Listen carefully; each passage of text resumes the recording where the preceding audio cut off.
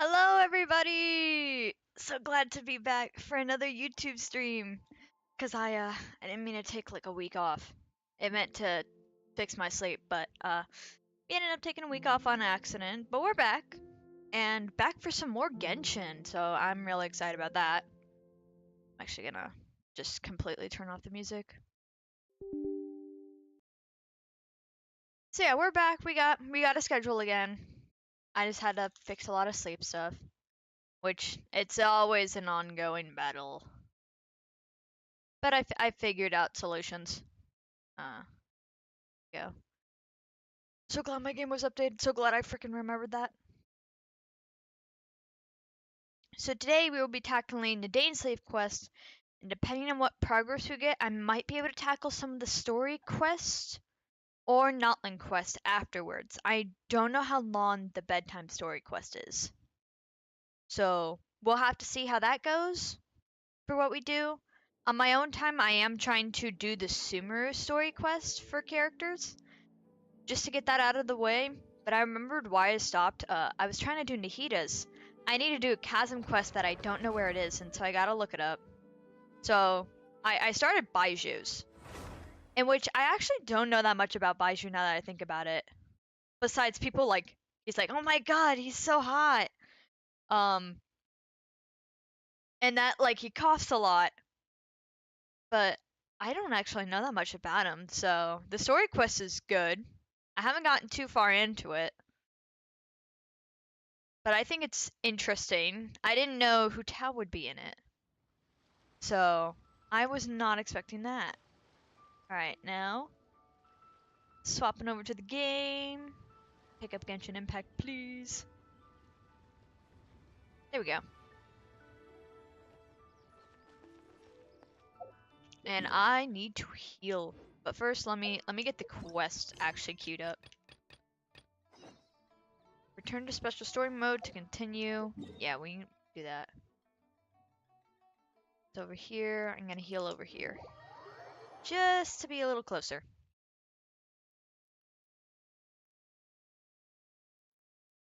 Okay, yeah, the game's at the same volume I set it before, so we should be fine. We'll go over here.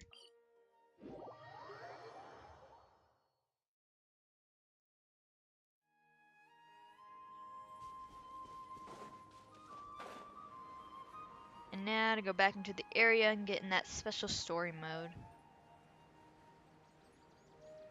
Oh, it's weird. It almost looks like a tiny little portal. Kinda glad that they separated that though, so it's not such a pain to get around and do other quests in the meantime. There we go.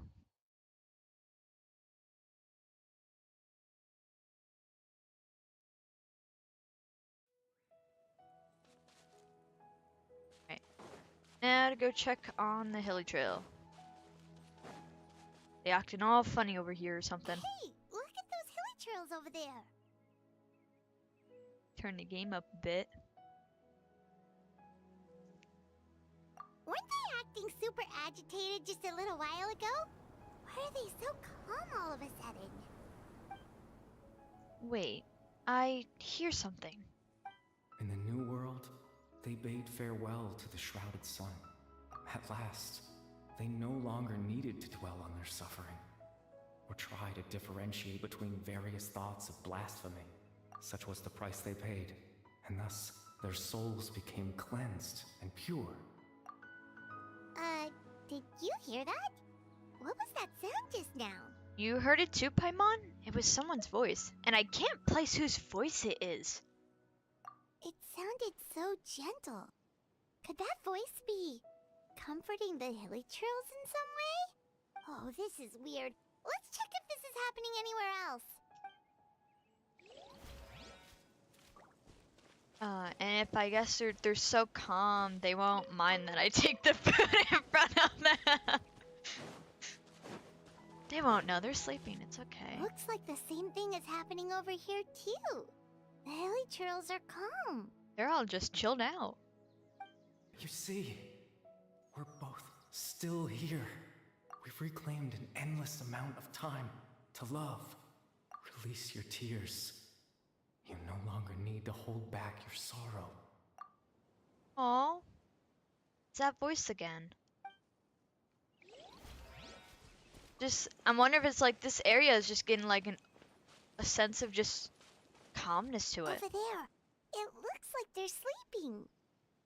In the end, he whispered softly, "Sleep well, Father.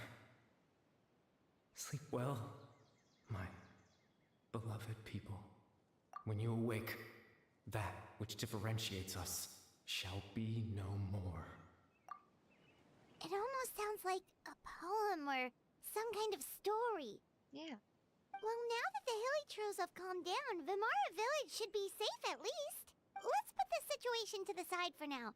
Dane said this might be our chance to find the missing villager, so we should head back to Vimara Village before it's too late. Yeah. Well, leyline stuff is acting up. Might as well. Ooh, wrong way. Is it that? Oh. I think I might have misclicked something, but it's not as far as I thought, so we're fine. I will just walk. More speed.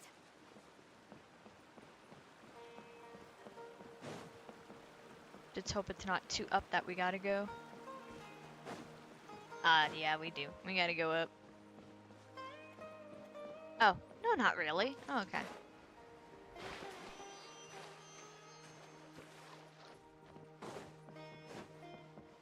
Sir, do you remember now? Grandpa Medea, is everyone alright? The Abyss Order seems to be up to something nearby. The Abyss Order? This is the first I'm hearing of it. Thank you for your concern, but as far as I'm aware, it's been business as usual here in the village. Well, that's good to hear. Oh, also, you didn't happen to come across any clues about the missing villager while we were gone, did you? Someone's gone missing, you say? Who would that be? Huh? So either he's completely forgotten, or it's like it hadn't happened. You don't remember? Things just got even more complicated. You know, the young guy from Vimara Village. The one you've been looking for all this time. You posted a commission with the Sumeru Adventurers Guild. That's kind of the whole reason we're here, actually. Your missing persons commission. Ah, I do apologize, you two. I hope I'm not worrying you too much. I'm sure it's just my age making me forgetful again. At least right now, I can't seem to recall whatever it is you're referring to. Perhaps you should try asking someone else. But how is that? All right. Thanks for your help, Grandpa Amadea. I'm not sure if it's gonna be like it didn't happen. Definitely not right. We just talked to Grandpa Amadea about the missing villager. There's no way he could have forgotten all about him just like that. What do you think, Traveler? Could everyone's memories of the missing villager have been erased again? It's too early to say. We should check in with the others first. You're right. We should narrow down the possibilities first. Let's go ask someone else then.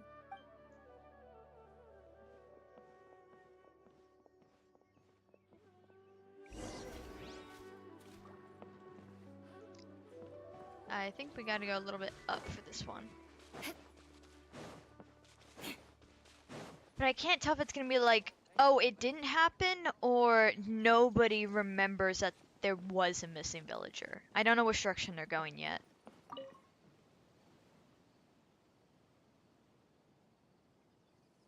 Someone's gone missing?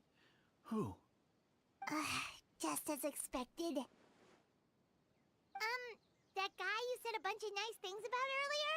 The one you always used to chat with. He's around 20 years old, and you said he was a kind, warm-hearted person? Oh, I know who you're talking about. Really? You remember? There aren't many young people who've earned that kind of praise from me. If you're certain that's what I said, then there's only one person who fits the bill. No doubt about it. But why'd you say he's gone missing? Do you know where he went? Yeah, I just saw him leave the village. There was someone else with him, too. They couldn't have gone far. Guys, why can't anybody give us a name? Strange. Bayram seems to remember him. And apparently he just saw him? Do you think maybe it's not that there's something wrong with people's memories, but that we've somehow returned to a time before he went missing? That makes sense. It's Sumeru. I doubt returning to the past would be that simple. Given everything Dane mentioned about the disturbances with the ley lines, I'd say it's far more likely this is related to memories in some way. I need to think carefully. What's really going on? Oh, I knew it spawned this mechanic. Just like what happened with Greater Lord Rukkhadevata, no one remembers him. Because there's been a change in people's memories. I love getting to hear Aether's voice. I love more excuses to hear it.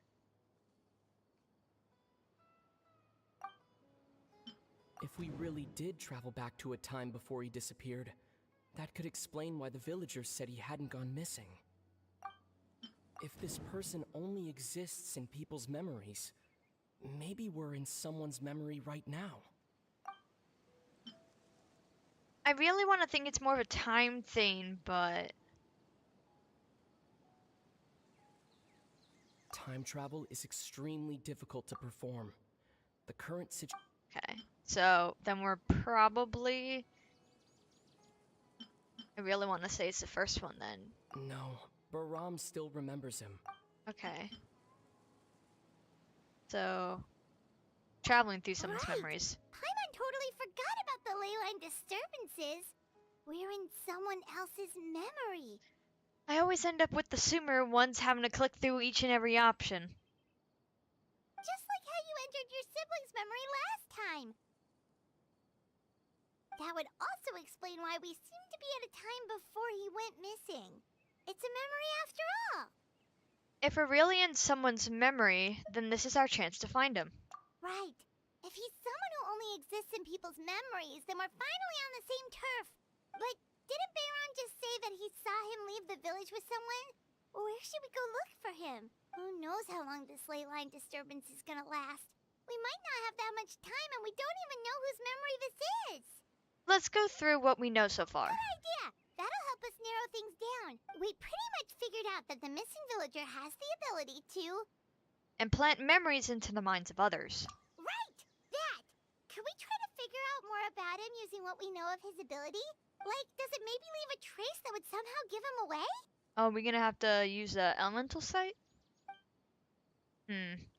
Implanting memories in the minds of others must be an imperfect process. There's no way the new memories could perfectly blend in with the old ones. There has to be some kind of tell.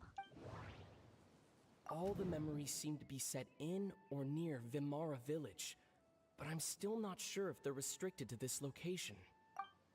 If time was allowed to pass within the false memories, there's a higher chance they might conflict with someone's original recollection. That would make it much harder to avoid suspicion.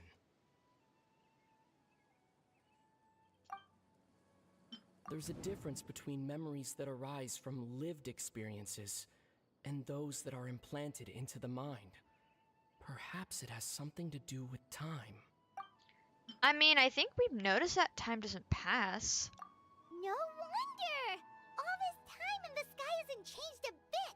That must mean time isn't passing! That's the tell of the fake memories! The implanted memories are basically taking place outside of the regular 24 hours of the day. If the memories included the regular passage of time, it would be easy for people to tell that something was off. Like there could be overlap or something. People might start to wonder why they remember doing two different things at the same time of day. That's why he makes sure the memories take place at a specific moment in time rather than over a period of time. Which, fair enough, yeah, that definitely helps to avoid any suspicion.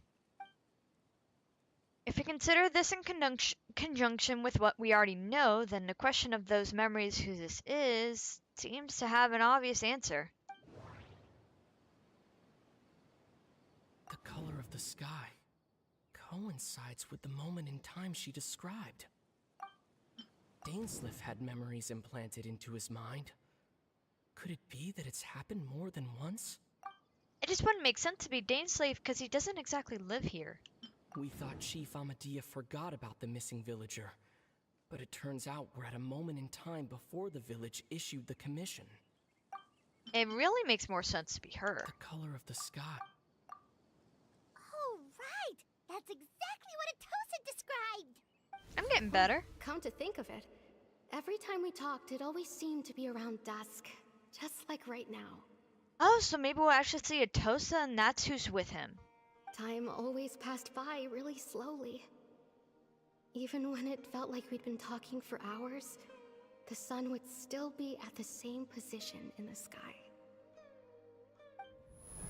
Yep, that has to be it! This is definitely Atosa's memory. Let's go to the tree. Yeah, that's where they'll be. Right. Oh. I guess you just straight up cannot teleport. They want you to walk. Which is fine, I can pick up anything that they actually let me. More Pretty speed. small range anyways. Just because sometimes I get lazy. Who is this man? So, you see, Granny Jahiet was a mercenary when she was younger. She just talks like that out of habit. She's not trying to scare the children on purpose. Oh, there I go again. Always talking about my own things. Do you maybe have anything you want to share?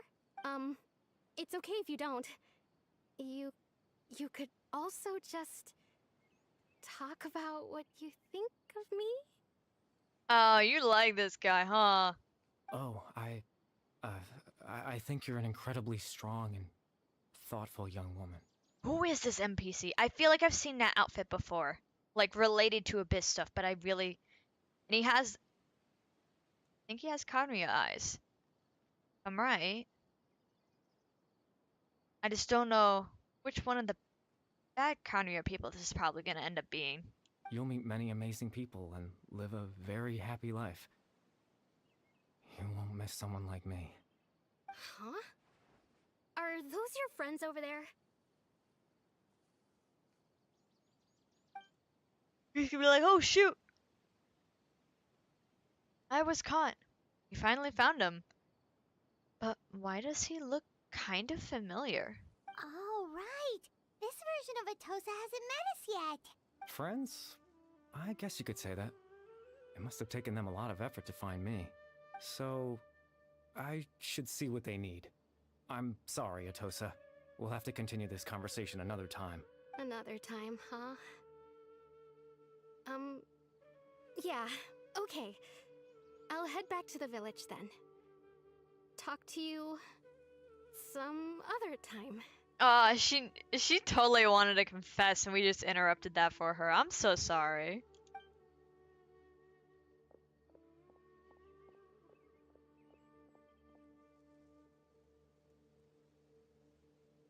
It's nice to see you, Traveler. I believe this is the first time we've met. You're...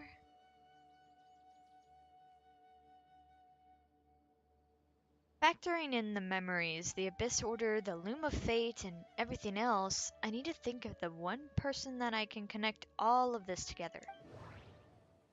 The founder of the Abyss Order. The man who broke the curse of immortality. Born into abject sorrow, he shall now become the Loom of Fate. Dane's brother, one of the 5 sinners of Conria. The one who stole the power of the Abyss. I don't know if they're gonna make this random person his brother. They might end up doing that. I feel like it can't be the founder because I feel like we shouldn't be meeting that person yet. I'm gonna guess the middle. You're Kari Bear Alberic. Oh. You know me? That's quite the surprise. I don't believe I've met you before. Oh, I see.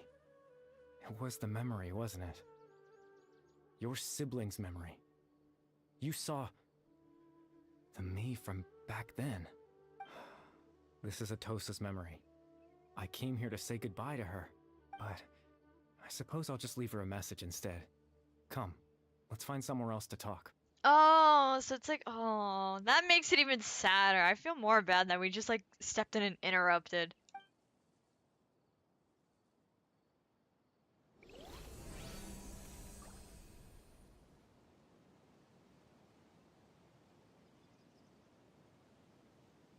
I guess that's the note left.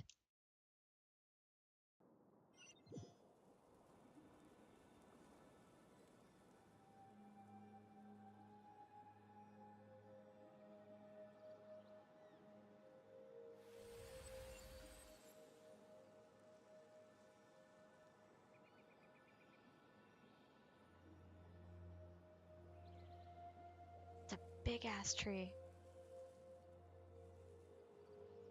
This is a pretty place, damn. The proof of existence. It's like not Irminsul and this floating stuff like Khaenri'ah, but it's totally not Khaenri'ah. This is some weird different plane. Maybe this is like a plane between memories, or at least with his powers of memories. Can we walk? We can walk on the pretty water. Let's go.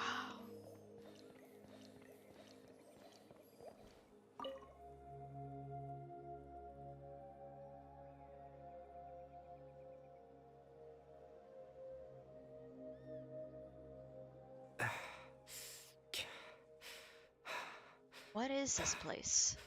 I suppose you could call it the realm of my consciousness. I'm someone who no longer exists in the real world after all, as you well know. You look quite exhausted. It's nothing. I still have enough strength to play the part of a good host.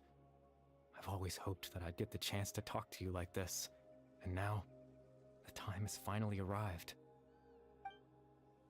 This is a rare opportunity for me as well. I should try to learn as much information from Caribert as I can. What exactly happened to you? Extreme sorrow and pain. Hope and regret coursing through your veins. And a degree of abyssal power that defies comprehension. Father told me that once I possessed all those elements, I would become the loom of fate.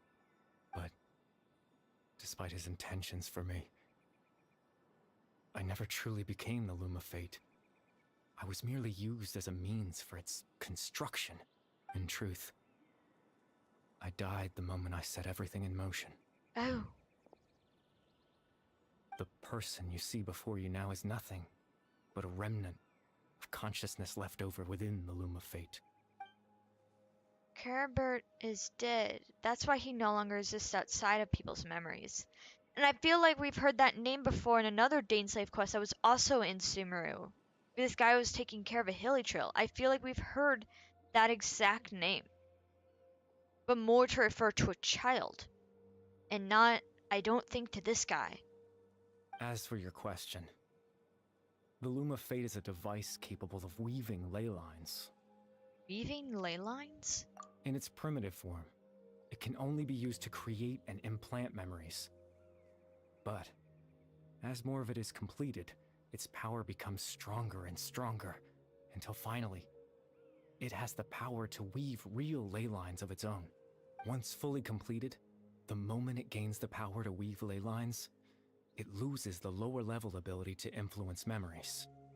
But it also becomes a tool that can change the entire world. So that was the source of your ability to implant memories? Yes. I have the ability to control the loom in its semi-completed form. I suppose you can think of it as a form of compensation. After all, its existence cost me my life. So the memories that suddenly appeared in Dane's mind were implanted by Caribert through the half-finished Loom of Fate. That makes sense, but I'm still at a loss to why he went so far as to introduce himself to all the residents of Vermara Village. But why did you implant the memories of yourself into the people of Vermara Village? That. I was wrong to implant those memories. I'm sorry I caused so much trouble. Not only for everyone in the village, but for you as well. And this guy seems so sad, like, He's part of the abyss, like evil kind of thing, but it's also like you can tell he still has a good heart despite what he's doing. Like he's being sweet. I just He's trying. wanted them to feel like I once existed in this world. As if I had a chance at life. So that's why. I would have never guessed. But is there any kind of meaning to this? Does only existing in people's memories really count as living? I know what you must be thinking. Why would I do something so meaningless? But I just couldn't accept it. I had to know what it would be like if I had my own life. What kind of person I would be. What other people would think of me. Chief Amadia, Baram, Granny Jahiyat, Atosa. Aww. What would it be like if I could live alongside them? No cataclysm, no curse. Just a quiet life in a peaceful village. I was curious, so I selfishly tried to have my own life. Even if that meant piecing together the version of myself that could have been. One memory at a time. I know it sounds stupid. After all, my life ended a long time ago. Any chance at living was stripped away from me when I was 8 years old. My consciousness left to mature in an illusory world of nothingness. Even the form you see before you was nothing but an invention based on my father's appearance. An imagined version of what I would look like if I had the chance to grow up. In the end, this all stems from the tragedy that occurred in Conria back then. You know, everyone is looking for you. I know. But there's nothing I can do to make them find me. If I could exist in the real world, I would return without a second thought and surprise them with the suddenness of it all. But, well, that's not possible for me. As I understand it, even though you only appear in their memories, your existence was a great comfort to them. They all believe you once lived among them. I know. Well, now that I've found you, let's continue this conversation some other time. Dane might need my help. Captain Dainslief.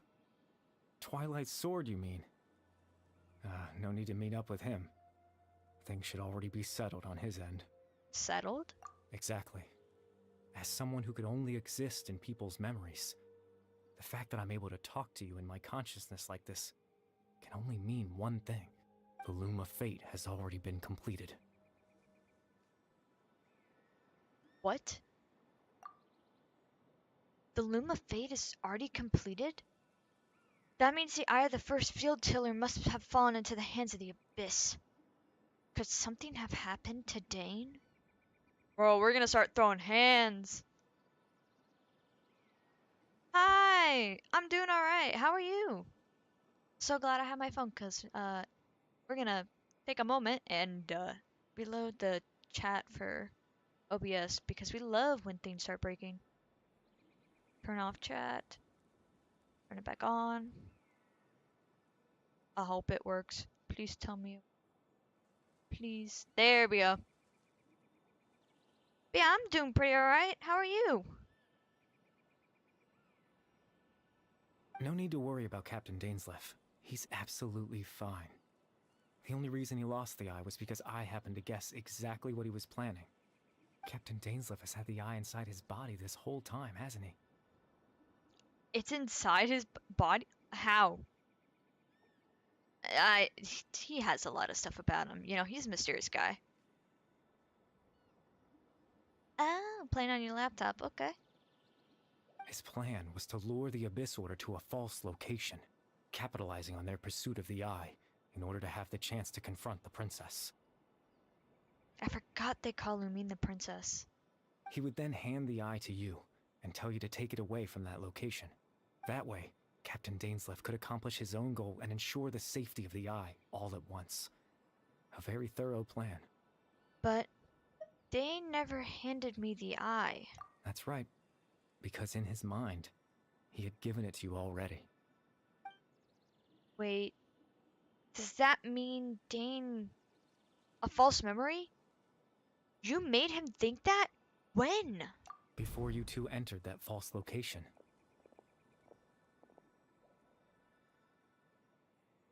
Oh yeah, no, I love the Dainslief quest just because I love all the lore.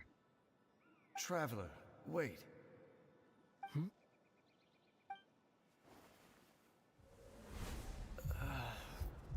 I was wondering what that headache was about. We've no time to lose. Let's head inside.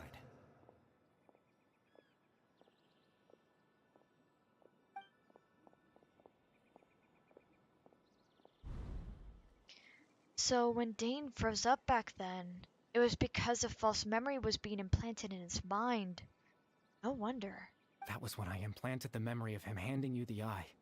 Given the tense situation at that time, Captain Dainslief failed to notice anything out of the ordinary, and took that memory to be real. I'm sorry, Traveler, but I needed the Loom of Fate to be completed. And to do that, we had to retrieve the Eye. Okay, so this guy is still evil. I thought this guy was being sweet. No, he's just sad, but he's still evil. Damn it. Oh yeah, I luckily have not heard anything about Notland's story, but I know I'm getting really close. Notland, not completely sure yet. And I know right after this I should be able to get to it, so we might actually go into that instead of doing story quest. Especially because I gotta catch up on all the Sumer ones I haven't done.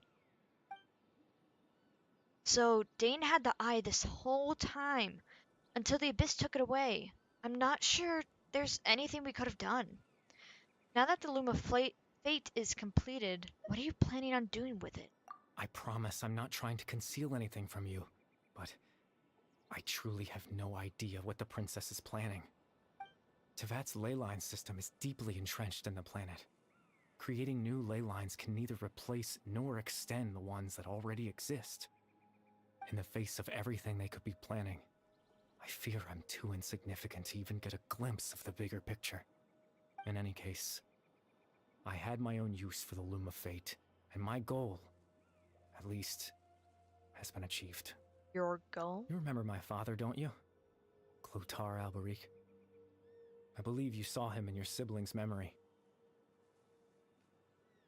After he used the power of the Abyss to restore consciousness to my hilichurl form, I suffered from an indescribable level of mental anguish. I knew I heard the damn name before! So he had a hilichurl form. That's where the freaking thing is. Oh, you don't need to be trying to get big YouTubers to raid, especially because I think it's far and few to have people raid. Also, I've literally never seen... Like, I know people have the ability, but I know it's so hard. But you don't need to try doing that. I do thank you, though, but I do know some YouTubers would probably end up finding it a bother for, like, trying to promote other people in other people's chats. I know for most things it is a rule not to do that. And also because if I were to accidentally reach a lot of subscribers all at once, I still do not have an idea of what game I will specifically do for 100. I know for Twitch, when I get affiliate, I'll be doing Deltarune, but I do not have an idea for YouTube yet, so I need time to think about that. Because I want to play a game that I haven't played yet. But you know, that I don't have to also spend like a ton of money on or something. To comfort me, my father told me a story. That this was a fairy tale world where I had to take on the form of a little monster. Wait, so we saw that guy before too? No frickin' wonder! God, I knew I recognized the names! That story managed to dispel my fears. Even if just for a moment. My goal was simple. To use the Loom of Fate in its near-completed form, when its ability to create memories was at its strongest. Oh damn, yeah, make sure to get Hu Tao. I need to even see what tiny amount of pity I have after I got Raiden. I still don't know who I'm gonna get though. I need to see. I have enough for a 10 pull and that's about it, but I don't have anybody I'm super interested in besides people Actually, I don't even know who I need anymore. I think I need Zhongli and Albedo, and that's all that I need for a team. Otherwise, I'm not really sure. I think people to get Arlecchino up because I'd love to use her, but I need to plan out a team for that too. To implant a specific memory into the minds of the Hilichurls. In that memory, I would tell them a story, just like my father did for me. It was a story of fairy tales and love. But more than anything, it was the story of us.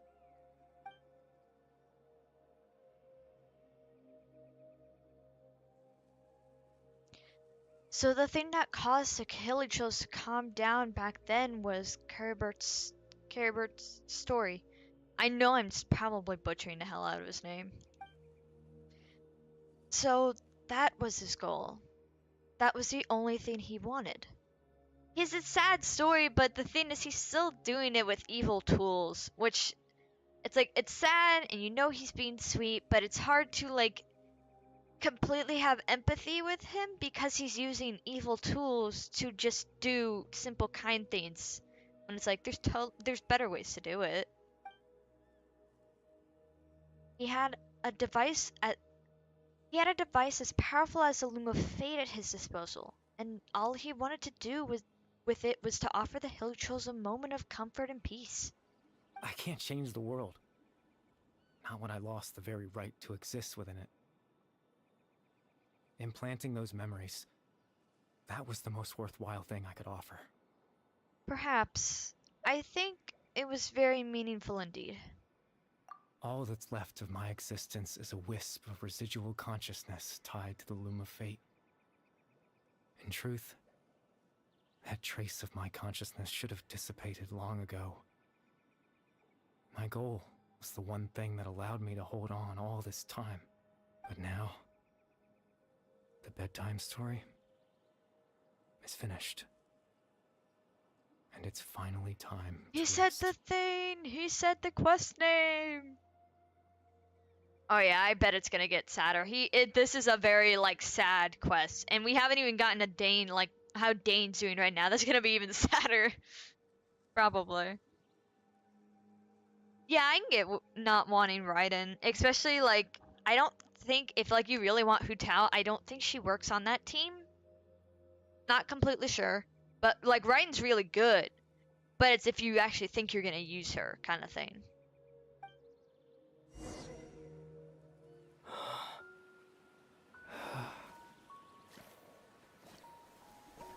Oh shoot, wait, is he gonna, disappear into dust?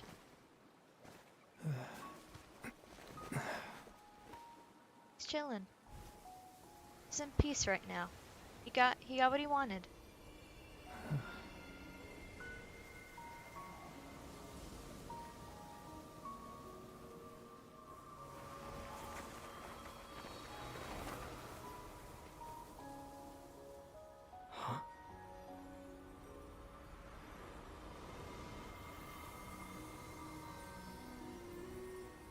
And he got his wish. Looks like I was too late to see Kari Bear one last time.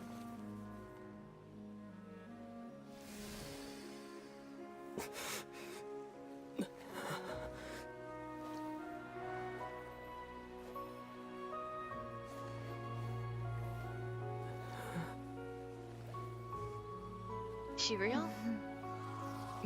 God! Kari Bear's consciousness is gone, and this space will soon disappear along with it. Neither of us belongs here. That's why we're not tangible. Were that not the case, I'd love to hug you too. No! How about a conversation?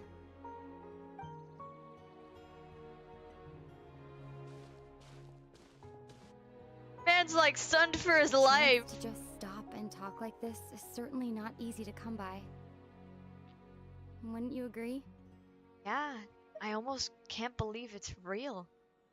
I'm so glad we finally get to have a moment where they actually get to have contact with each other.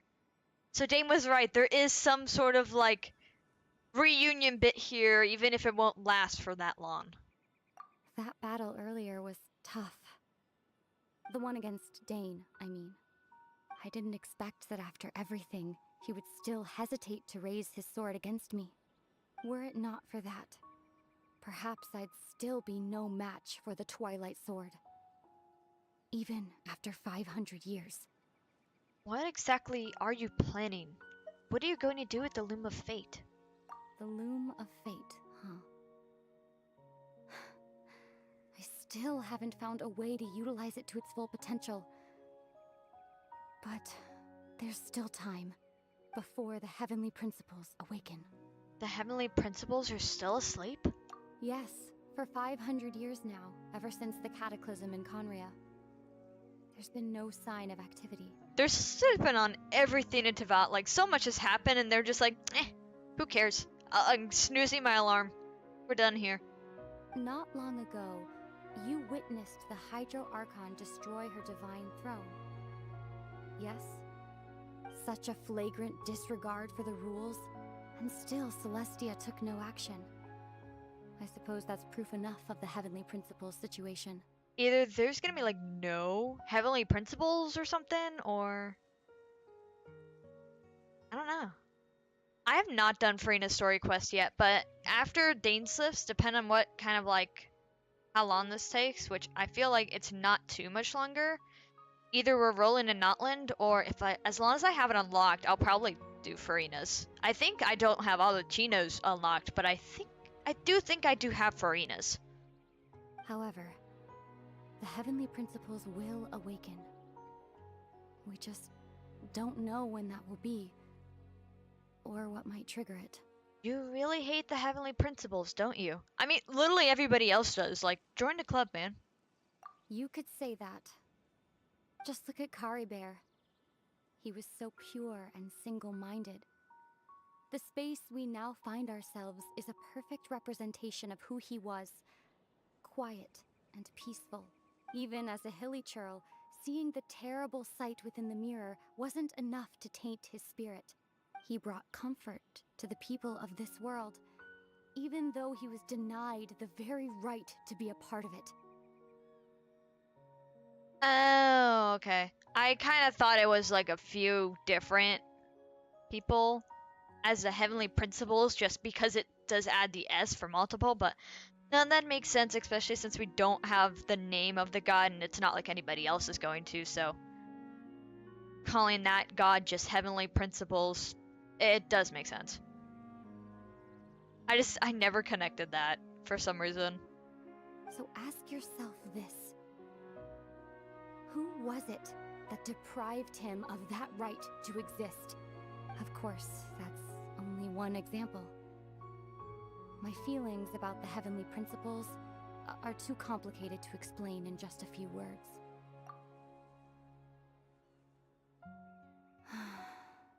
Ether?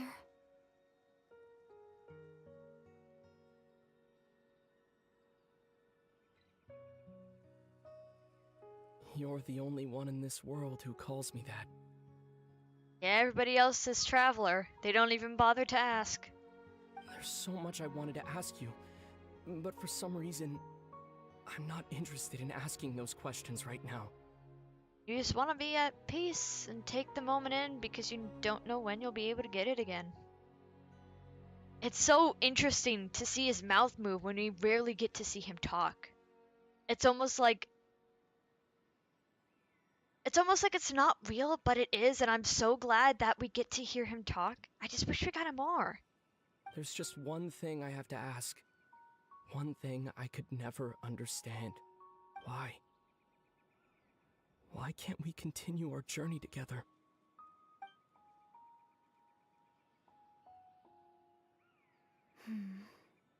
At the end of my journey, I arrived at a place known as the Sea of Flowers at the end. Do you remember? A long time ago, when we traveled between worlds together.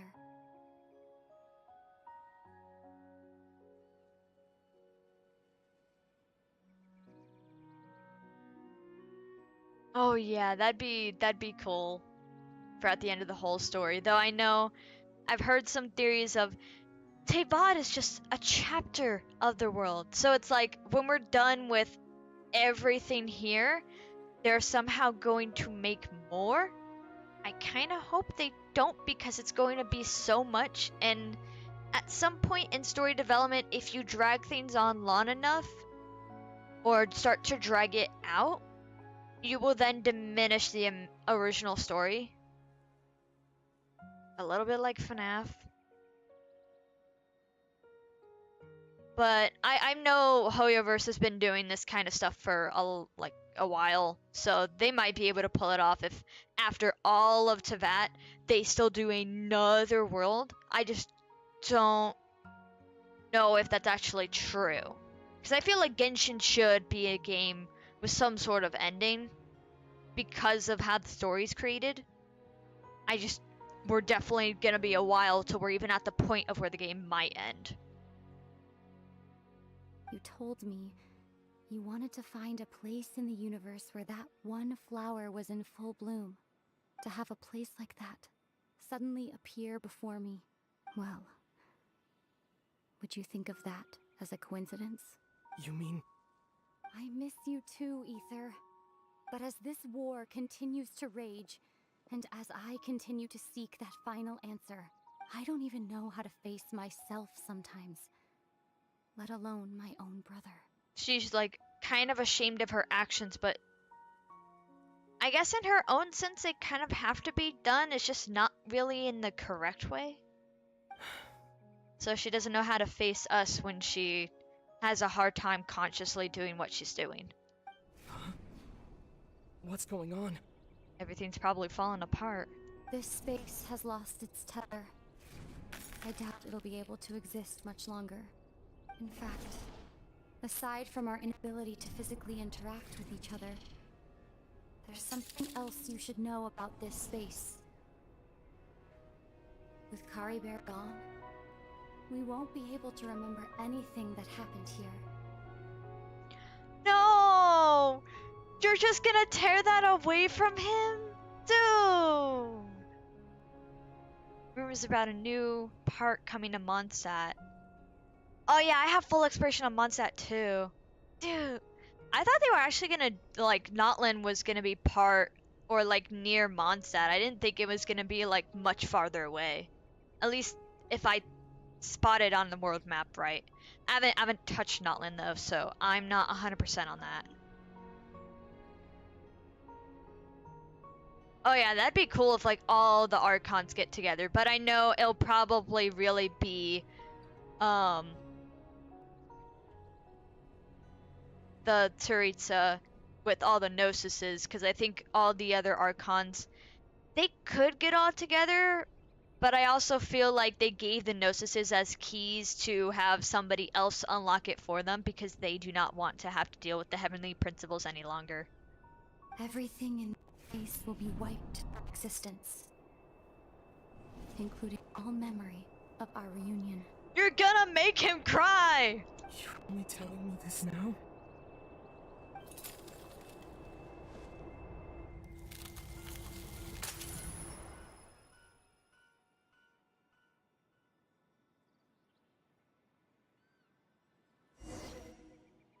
Bruh.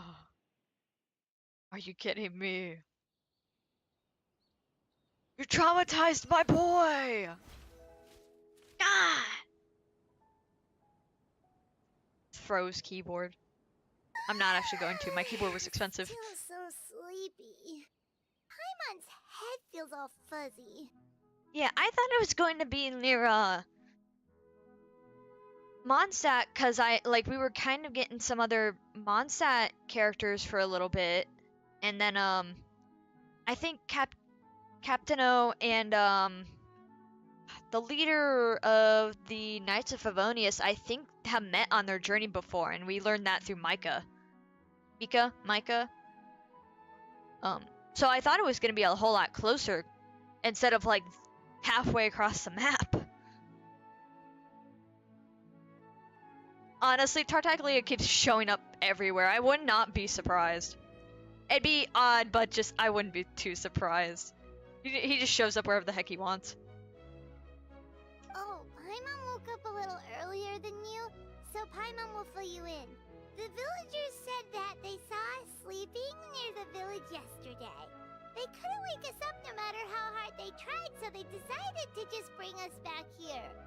Oh, and Dane came by just now. It looked like he was injured. He didn't say anything, though. Just made sure that you were all right and left. Kinda seemed like he had a lot on his mind, but that's Dane for ya. Oh yeah, Paimon didn't exactly come with us either. And so she saw none of that. He never changes, does he? I'm having trouble thinking straight right now. Let's think for a second. We were in that memory, and we saw that guy you called Kari Bear. Oh. I didn't know there was rumors of Madame Pain being one. Cause I know they, I forget her name, but like Ganyu and Shinha's bird, like Adepti Master? I don't know the correct term. But I know since they actually made her, probably because of fans severely wanting her, and like, you know, if a lot of fans want her, you're probably gonna make a lot of money off of it. I wouldn't be surprised if they did her too, because a lot of people liked her too, and that, like, all the Adepti as like, as their human counterparts, it'll definitely make money, so they might pull that move. It wouldn't like catch me off guard if they did. I just wonder how it's like, how that's gonna be.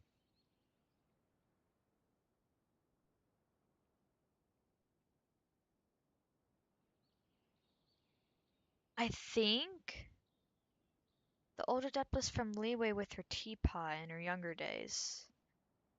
Yeah, I think I remember her. Think. He was the missing villager that we've been trying to find, right?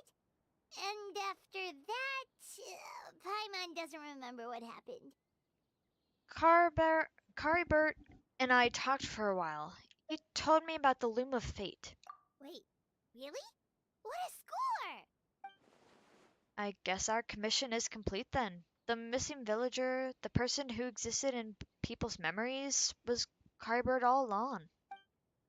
But now that he's gone, I'm not sure how to explain things to the villagers. Well, what happened after that? After that... I can't seem to remember. Maybe I'm just tired?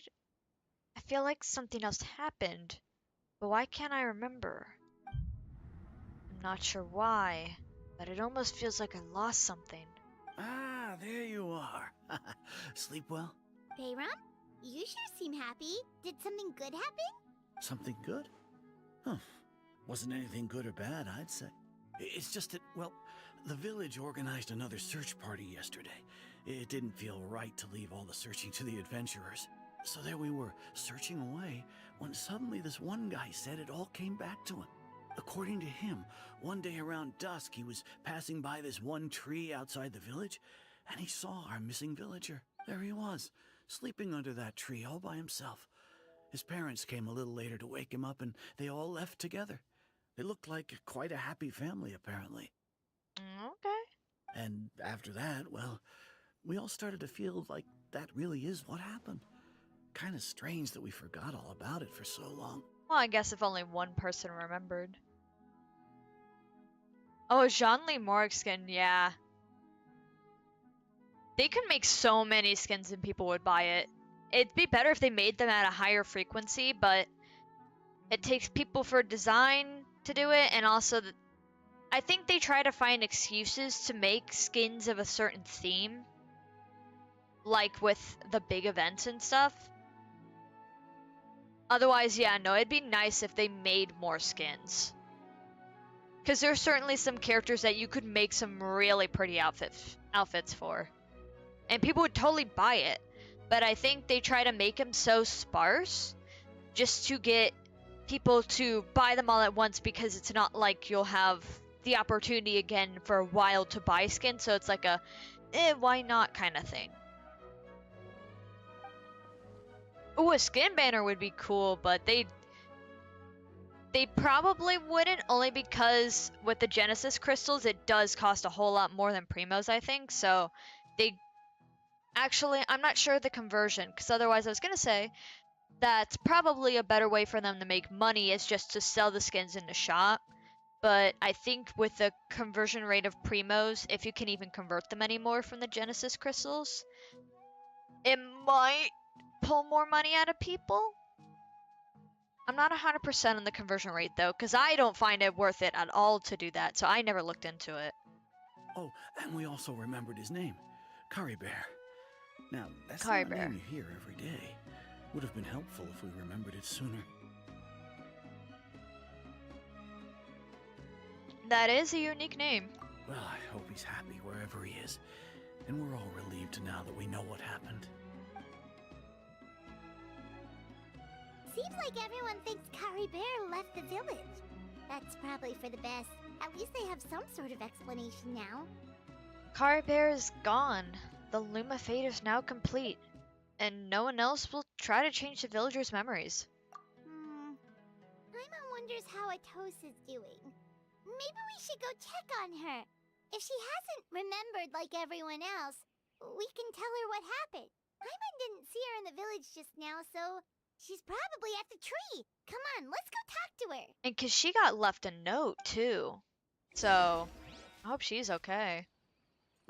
Mostly because I'm gonna think she's like crying, because I'm quite sure she liked him. And then we interrupted their important conversation. More speed. In which I'm so glad my thought was wrong on, oh, are they gonna put Wanderer in here? Because they started putting him in a few more places than he should have been. I'm so glad it's not, and it's actually like more Abyss Order stuff. Aww. Hey, Atosa, how's it going? Oh, it's you two. I was just about to go looking for you. I wanted to thank you. I was part of the search party, so I remembered what happened to Kari Bear now.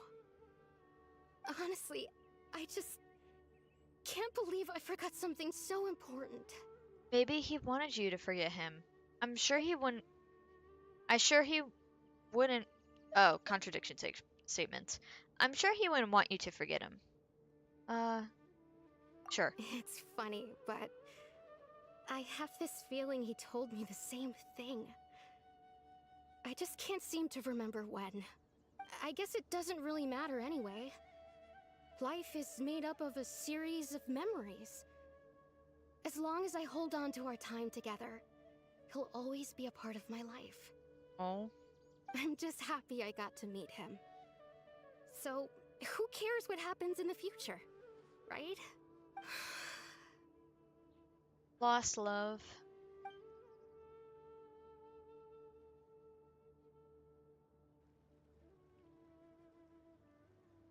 Okay, I'll admit. I'm just putting on a brave face. I was dumped, wasn't I? Oh, yeah, she outright said it now. Otherwise, why would he just leave like that without saying goodbye? I'm sure he had his reasons. You don't need to comfort me. I'll be okay. It's just like Kari Bear said. It's the things we overcome that make life more precious. And you know, if he has a heart, maybe he'll come back and see me one day. Yeah, let's not tell her what happened. Anyway, thanks for all your hard work, you two. I promised I'd help Granny Jahiet with something, so I should head back. Well, that should be it, right? Everyone's lives can go back to normal now. Oh, right! Weren't you about to tell Paimon what happened after your conversation with Kari Bear? Right. What was it that happened? I can't remember. Yeah, I hope I can hit 100, but I know it's a slow track to it. Especially since I like don't stream as often and accidentally took a week break. That was unintentional. I did actually mean to stream at that point.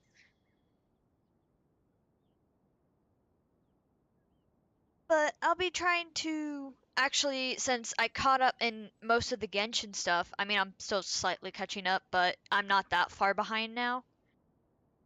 I will probably actually open up doing Windcraft streams again, which will be nice because I miss that game. And I fixed all my mods besides there was a voice acting mod, Voice of Winds, and it kept giving me issues, so basically till somebody complains about my voice acting, I'm still gonna keep doing it.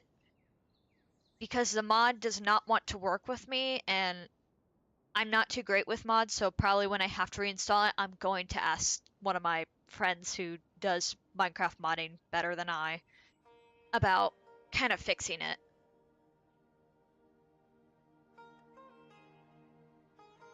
It's fine. I know some people can think VTubers are weird.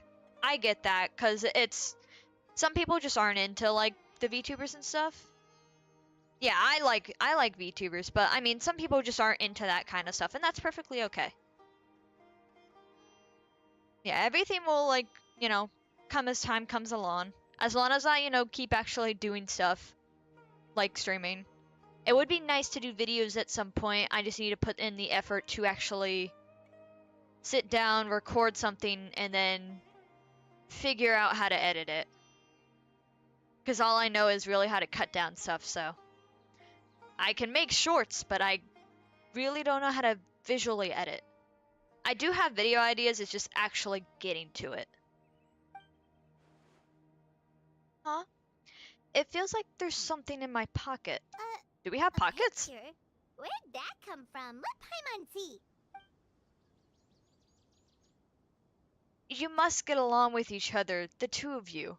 Oh yeah, he doesn't have to stay traumatized. We get to have a photo. Except, oh, he looked depressed.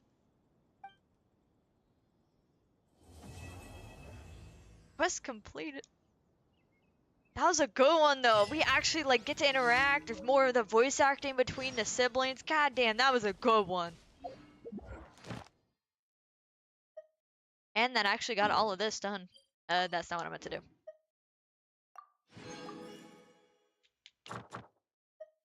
And, didn't mean to do that either. I'm clicking a little too fast. Alright, and then that goes into that. So, I will see if I have Farina's quest. I do! There isn't a second part, right? No, okay, so, should be okay. And now have Arlecchino's for after that. But yeah, I have... Actually, I don't have as many... Wait, when did Yorimiya get a quest? Okay. So, on my own time, I'll be doing Nahida's, Baiju, Yoimiya, and then... Well, we can jump around with some of these quests. But we can do Farina's. And then I'll probably dedicate a whole stream to going through some of these story quests. I will probably try to unlock the story, like all the story quests, however, so we don't have to like wait for that, because that'll be annoying. So I'll need to like, what, 5 daily reward things? Or more than that? Yeah, I need like 5 keys. That's not bad. Because we still have a lot otherwise to get through, so. Alright. A character is currently involved in this quest. Another horizon on the adventure. Oh, so okay, it wants us. Wait, but that does a different. Did I start something else? Another Fontaine. Ah, Fontaine. Another nation. Another Catherine. Did I never? I didn't realize I never got the freaking Catherine going up in Fontaine. Okay. Good to know. Whoops. My bad.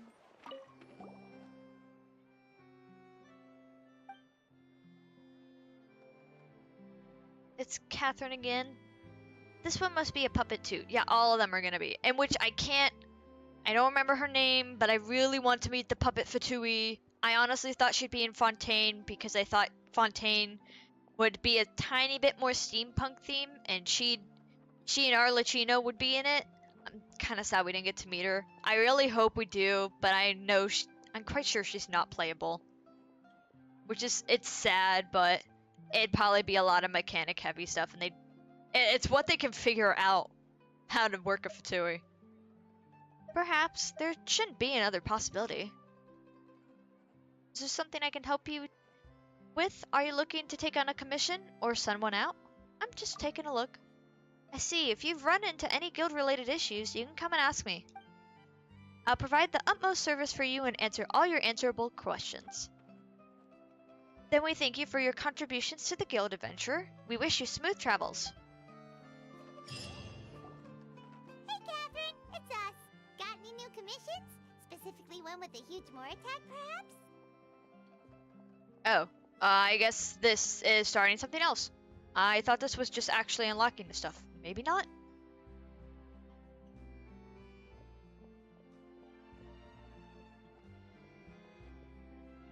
Some of the standard 5 stars can be okay. I mean, if you put Diluc and Mona together on the same team with a few other people like Bennett and Sinshu, it makes a pretty good team. I don't know. I mean, the artifacts are gonna kind of suck to get, but it does make a good team. Kachin is...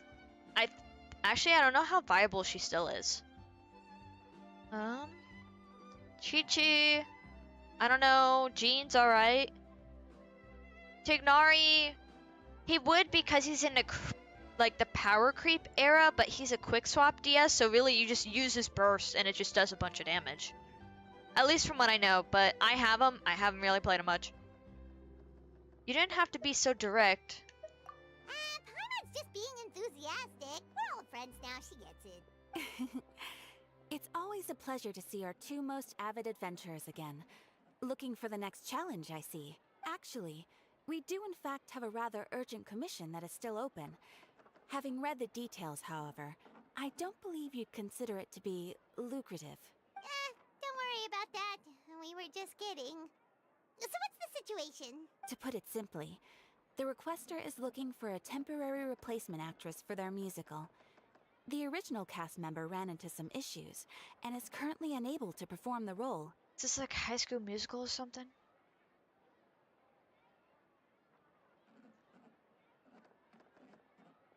Chi-Chi D. Oh yeah, I forgot Deha's on standard now. Well, I mean, honestly, because of how dirty they did her, I kind of forgot she's a playable character to begin with. They really did her nasty. She was like so hyped, and then they trashed her abilities. I have a friend who's gonna try and make her workable on a team. I should check in and see how that's going, cause boy, is that gonna be difficult. Like my weird Kokomi build is weird, but it still works. But Deha though is a mechanics issue, and so that's really tricky, cause she's then so minimalized to what teams she can do. Because of her whole, you switch off her, a lot of things get negated, or at least I think that's what it was. I know there was just a lot of issues with her because of what mechanics they kind of cut off.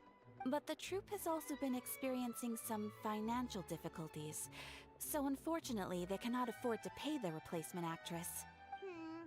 That does sound like a tricky situation. So basically they're looking for a volunteer? That's right. Our adventurers reached out to many actresses, but none of them were willing to take the job. There are only a few days left until the performance. If they can't find someone in time, they'll probably have to postpone the show. And delays tend to create all sorts of new problems. Got it. Oh, this one's a doozy. What do you think, Traveler? Any ideas? Even if we took the commission, neither of us have any experience starring in musicals. Very true. If you're interested in helping, why not start by having a chat with the requester? He's right over there. Maybe you can't fill the role yourselves, but you might be able to help him figure out another solution. Maybe there's something he hasn't thought of. Oh, it's that guy, huh? No wonder, he looks like he just ate a sour lemon. Got it.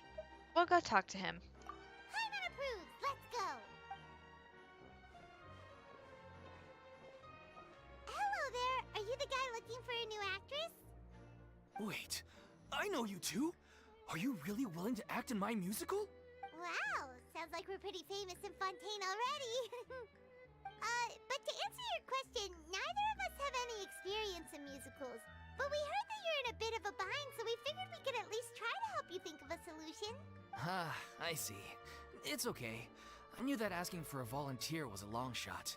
If we can't find someone to step in, we'll have no choice but to cancel the show. It would be such a shame. Can't you cover the budget for a new actress with ticket fees? That's the thing.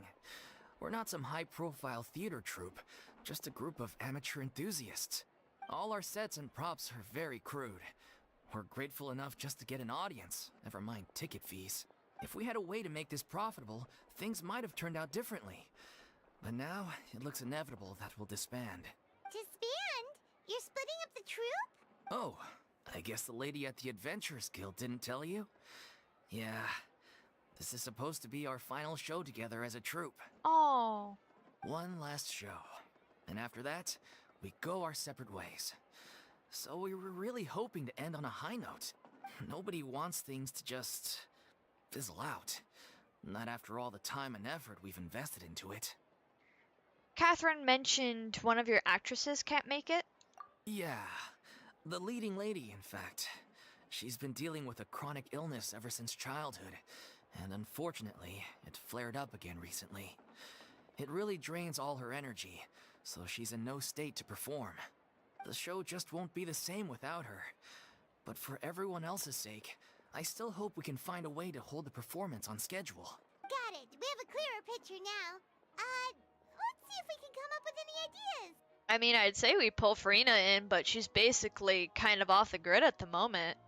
I'm guessing they're pulling her in, though, since we can't do the story quest because of a character already being in action, so... It's either that or we have to cue it in a certain order. What if we sponsored the show? Traveler, how much more are you carrying? Paimon, you make us broke, what do you mean? Please, there's no need to go that far. I wouldn't feel right asking such a huge favor, and I can't promise that we'd ever be able to pay you back. Mora isn't the biggest problem. How do we find someone who's a good fit for the role? Good point. If the actress just goes through the motions for the Mora, that's not exactly rescuing the show. We should find someone who will put on the best performance possible. Oh, wait! What about... you know who?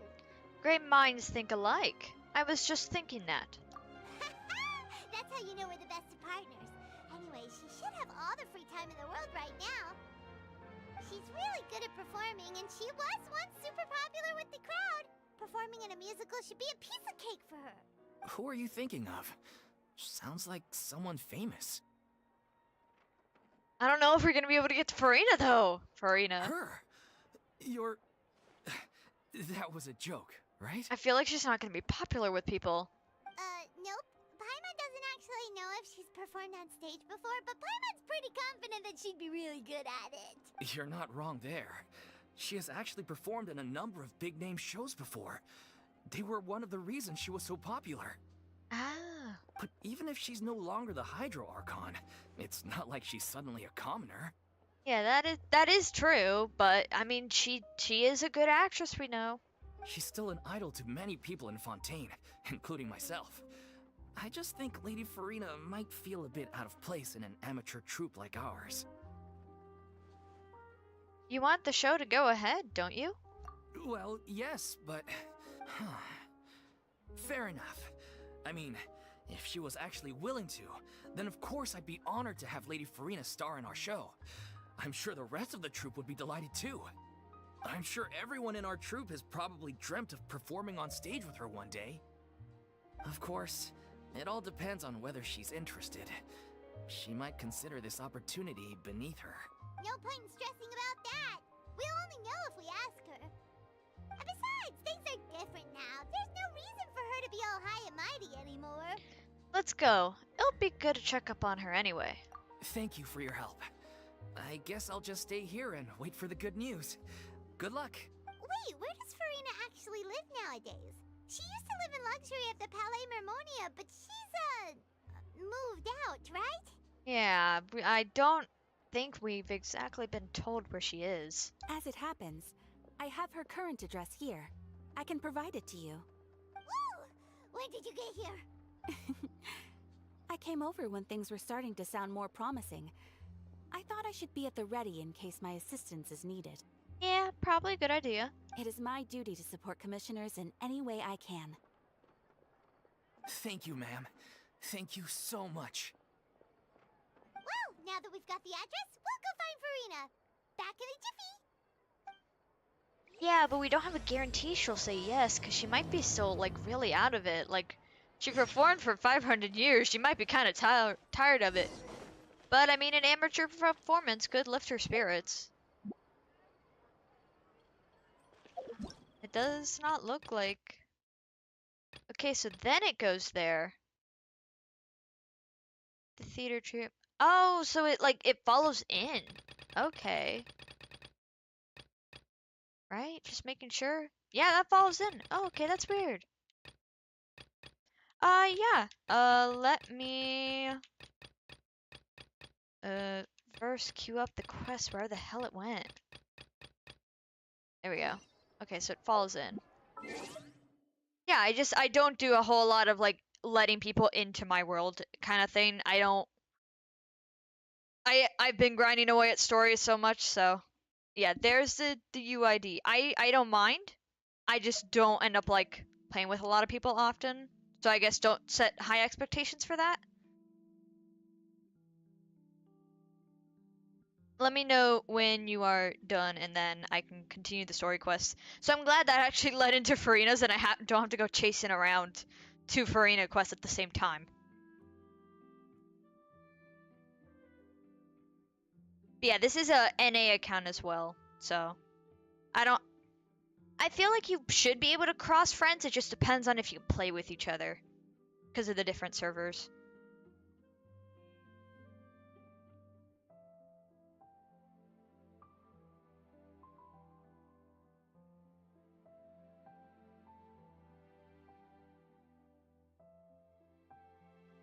Whenever I get my work schedule tomorrow, as it will probably not be today, we'll see how busy I will possibly get to see when next streams will be. I might be a little lighter this week. And I may do some, for me, night streams, but it also depends on how late things are. We'll have to see. I know one day I might be pretty busy. Yeah, no, that's alright. Alright. Oh, we still have to go ask about Farina's. Yeah, it's alright, because I don't play as often enough to, like, do a bunch of daily commissions all the time. I should, especially just to get all the story stuff, but I don't. Did Catherine really give us the right address? She lives here? I mean, I guess she'd probably still want to live close and not, like, out in the country or something. Not that there's anything wrong with this place. It's just, a bit of a step down from the Palais Mermonia. Yeah, but she does want a normal life, so... You know, it's common courtesy to make sure the homeowner isn't an earshot when you're denigrating their abode. Okay, when did popping out of thin air become all the rage? First Catherine and now you? I was just out on a shopping trip. I ran out of macaroni, so I went to grab a few more bags. I used to have a much wider range of choices when it came to food. But now I'm finding that simple, traditional home cooking can be quite delicious too. Don't you get sick of macaroni every day? Not at all. As long as you have different kinds of sauces in, you can have macaroni and tomato sauce one week, macaroni and bolognese the next. Oh, sounds like you're really struggling to cope. Is it because, you have to do all your own cooking now? How rude! questioning my cooking skills. The audacity.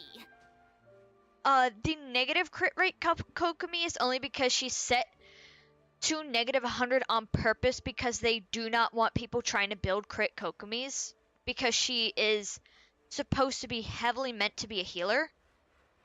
However, mine is not exactly 100% because I'm still fixing her artifacts. My build is supposed to be pure Hydro DPS. I'm being funky with it because I don't want any of the healing bit on my Kokomi. Even if she's a good healer, I don't want it. So yeah, I'm doing a little custom build with it, but she is in her character defaultly negative 100 crit rate. So that's what the game did to it because they heavily did not want, they wanted her to stay healer or healer DPS artifacts. They did not want people trying to build her for DPS. I don't know why, but I don't know, they got kind of pissed off or something. It's not like I have a very eventful life these days. Actually, I barely leave the house. So I don't see how it's unusual that my meals are a little simpler now too. Besides, I'm sure I could master dishes like la lettre focilor or blubber profiteroles in no time, if I felt so inclined. Ah, there it is. You don't know how to cook. Not yet, maybe, but... Anyway, what are you even doing here? I do hope you didn't come here just to ogle at my fall from grace. Let me first be clear that I'm not taking guests at this time. So if you're just here to clown around, then please be on your way. Shoot! Oh, God. Sorry! We're sorry! Please don't be mad! Paimon was just showing concern for your well-being.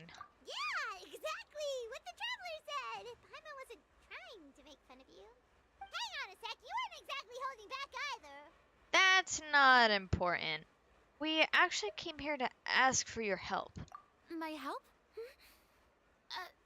Well, maybe you're forgetting that I'm no longer the mighty Hydro Archon. I don't even have a vision, you know. Don't worry, it's nothing that serious. It's just very specific, and you're the one with the power to help. If not you, then no one. You're the only person for the job. Oh?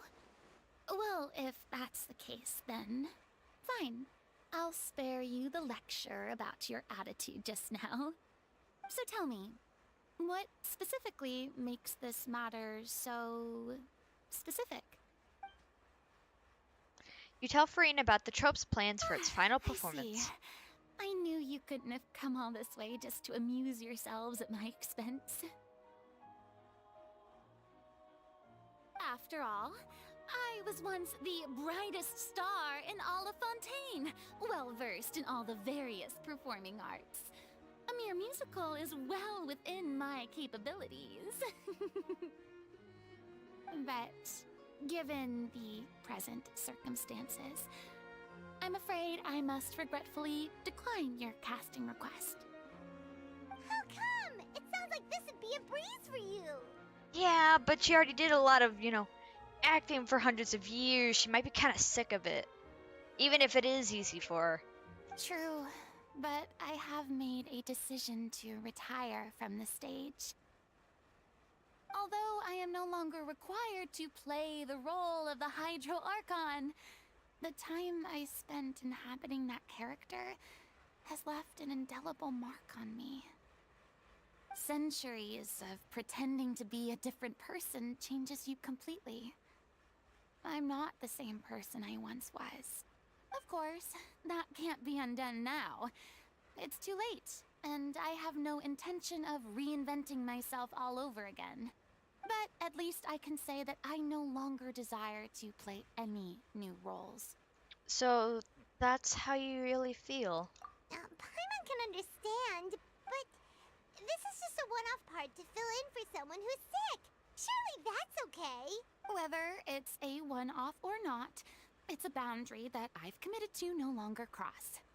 If I make an exception to the rule now, I'm just leaving a back door for myself, which would be the same as not having a boundary in the first place. That's true. So I'm not going to perform, and that is that. Okay, guess there's no convincing you. Well, is there anything else we can do to help out the troupe? Otherwise, they'll just have to disband without any fanfare. Do you know any other actors who might be interested in the role? Nope. Short and to the point, okay. I've never been great at maintaining relationships. Besides, anyone I've ever worked with probably couldn't wait to get rid of me. Oh.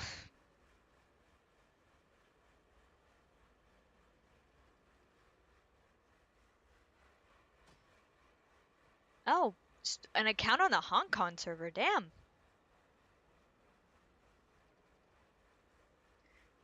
Well, I'm glad you got the American account back. How many accounts do you have? I thought you had an EU one too. Though actually, now I think about it, it probably doesn't even matter where you live. You can just place it wherever, as long as you make sure to select the right server. I don't even know how many there are. Since I'm just an ordinary person now, they'll probably just laugh in my face if I go asking them for help. You shouldn't assume the worst of people. What's wrong with making one Yeah, I'm just gonna go with this one. We don't need to push her. We should just get somebody else. Let her be. Let her have her retirement. True, but I mean, could you even blame them? I show up out of the blue, begging and groveling for their help with a show they won't even get paid for? Oh, no way. I'm dying from embarrassment just thinking about it. Nope, not happening. Well, is there anything else we can do? This performance really means a lot to the guy we're working for. Have I not made myself clear? You're barking up the wrong tree. I don't want this job, nor do I know of anyone else who would. Sorry. I didn't mean for that to sound so harsh. I wish I could help, really.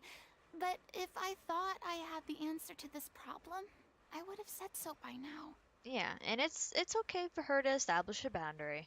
She's tired and she needs time to herself.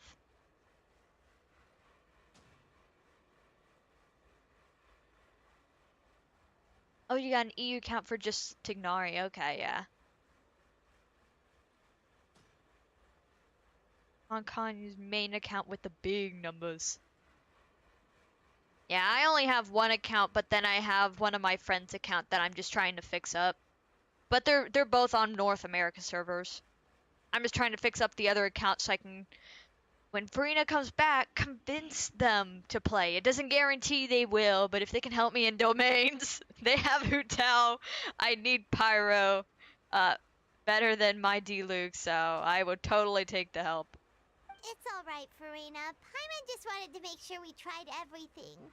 Oh, everyone in the troupe will be so disappointed. Let's try to come up with a plan B. Yeah, I guess that's all we can do now. Alright then, we'll see you around, Farina! Toodaloo to you, too. I'm going home to take a rest now. C6 star, holy crap. I think I have close to that.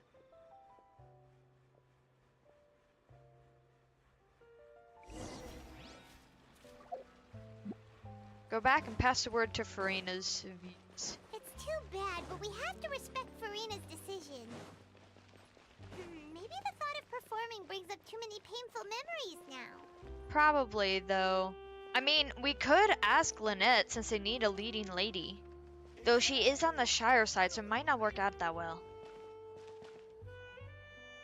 Huh? What's going on? Are they arguing? Oh my god, I forgot people do rituals for wishes and stuff. Yeah, no, I get throwing her off the Jade Chamber. That's besides the point. I'll ask you again. Why did you start looking for a replacement without my consent? When did I tell you I'm going to take a step back? You didn't need to say it. We've known each other for how long now? We know the signs. But you never tell us about your illness, even when it's clearly flaring up.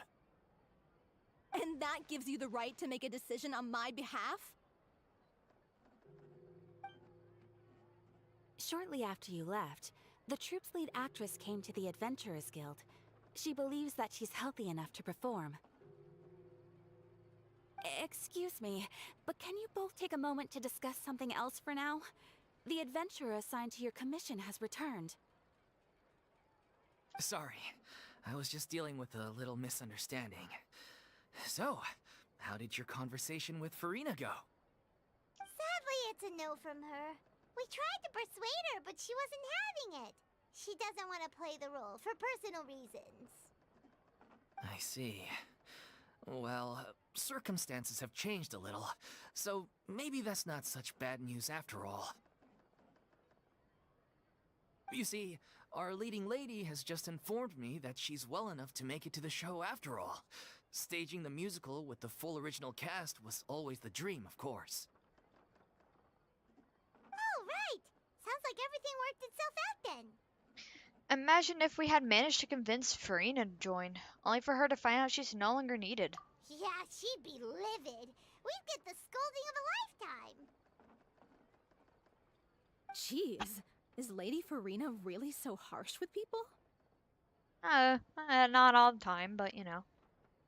C6 Barbara. Playing the fruit. Damn! I don't think my Barbara's that high. I don't remember pulling a Barbara in quite a while. Only joking, calm down. So, guess we can consider this case closed now, huh? Despite the fact that we failed to complete the commission, we were still racking our brains for ideas on the way back here. Look, there's no point arguing with you about this anymore. You've made yourself very clear, so I'll stop looking for a replacement. This is the last chance we have, though. If your illness flares up again, there won't be time to find anyone to replace you. So, are you absolutely sure you'll be able to handle it? The whole team is putting everything they have into this final performance. We have to make sure it goes ahead. Yes, I'm completely confident. I've been taking a new medication from the doctor, and it's working brilliantly. I'll definitely be able to tough it out until the performance day. Which doctor are you talking about? C6 Beto.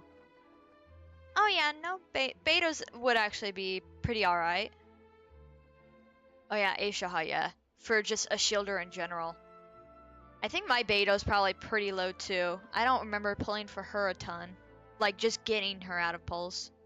I share everyone's desire to commemorate all our years as a troupe with a proper farewell show. So, the last thing I want is to be left out.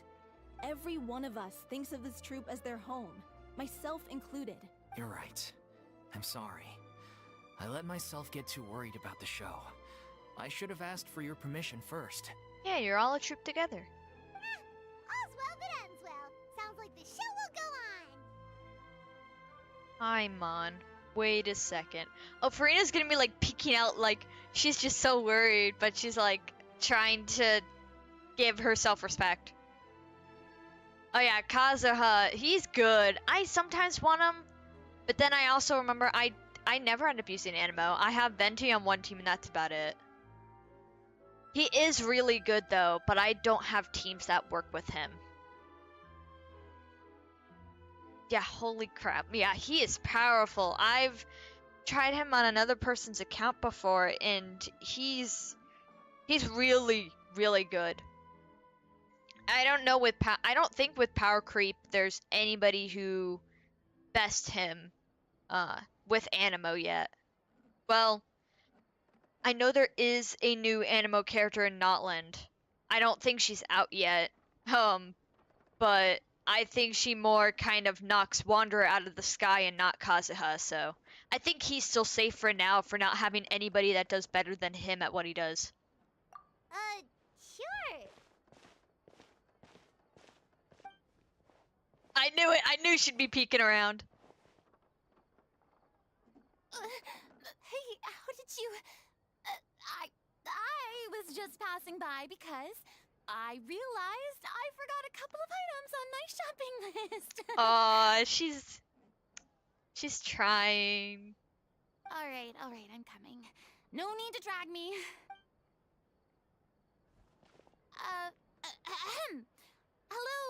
one and all.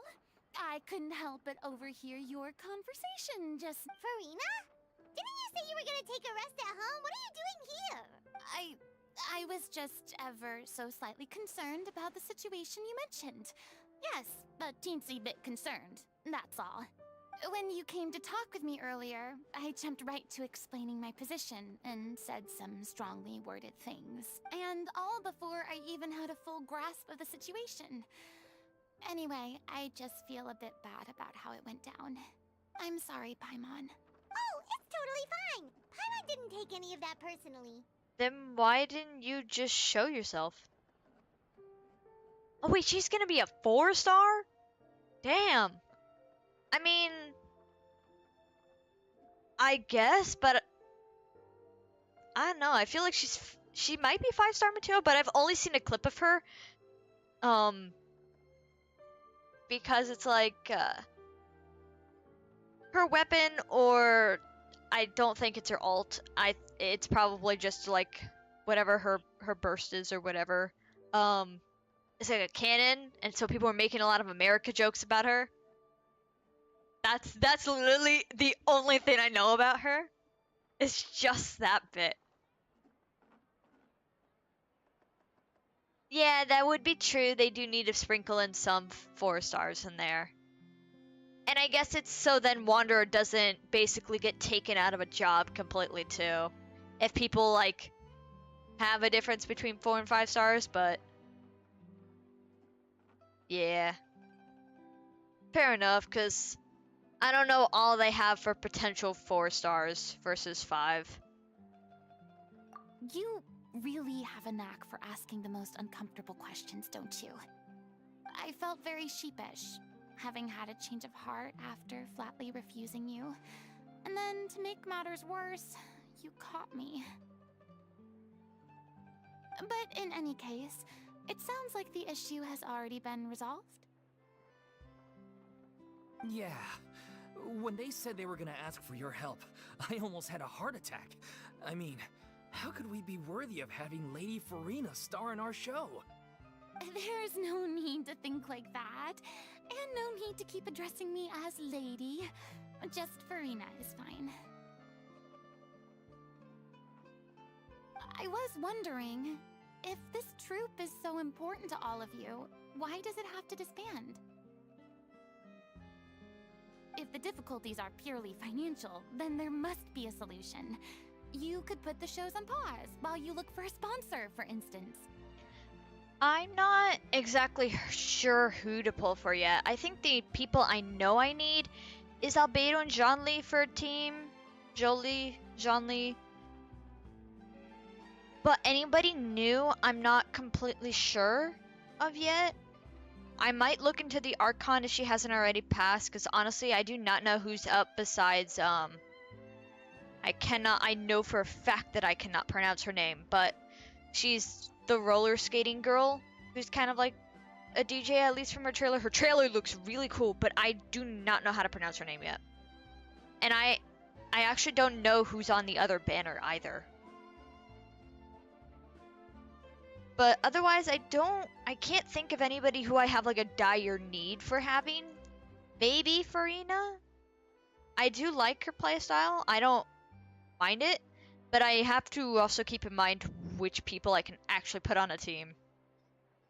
So I'm not completely sure yet. We'll probably start looking into that soon so I can actually know who to save for.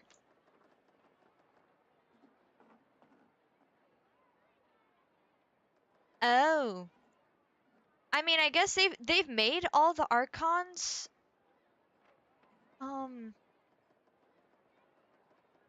They've made the Archons playable. It'd be weird for them to not make them playable, but also I feel like it'd also be slightly weird for the Tsaritsa to be playable too. So if they did that, I guess it could be setting up for Snezhnaya. But I feel like they would still make her playable. I'm not 100% sure because I haven't seen her in the story quest for like an Archon quest for like how she acts and anything due to weapon or what her story is, what her gimmick is. Yeah.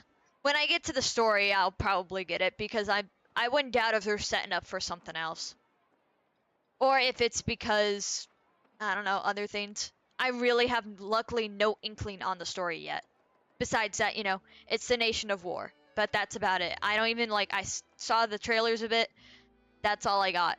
So, and that, like, you know, for at least all I know, there's only one Fatui there, which kind of sucks because that means they're gonna pile them all up in Sheshnaya. I really wish they'd spread them out a little bit more, but maybe we'll have 2 Fatui in there. It would be nice to have 2 Fatui. That was nice in Sumeru. Everyone seems so devoted to the troop. I'm sure if you keep chipping away, you'll find a way through.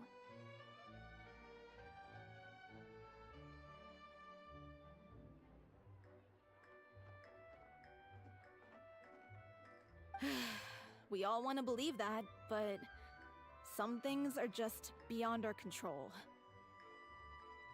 Everything's been going downhill ever since we lost our director. She was the heart and soul of our troupe. She kept us going. Her name was O'Reilly, and she was the founder as well as the artistic director of our troupe. And tragically, she was a victim in the serial disappearances case. Oh, shoot.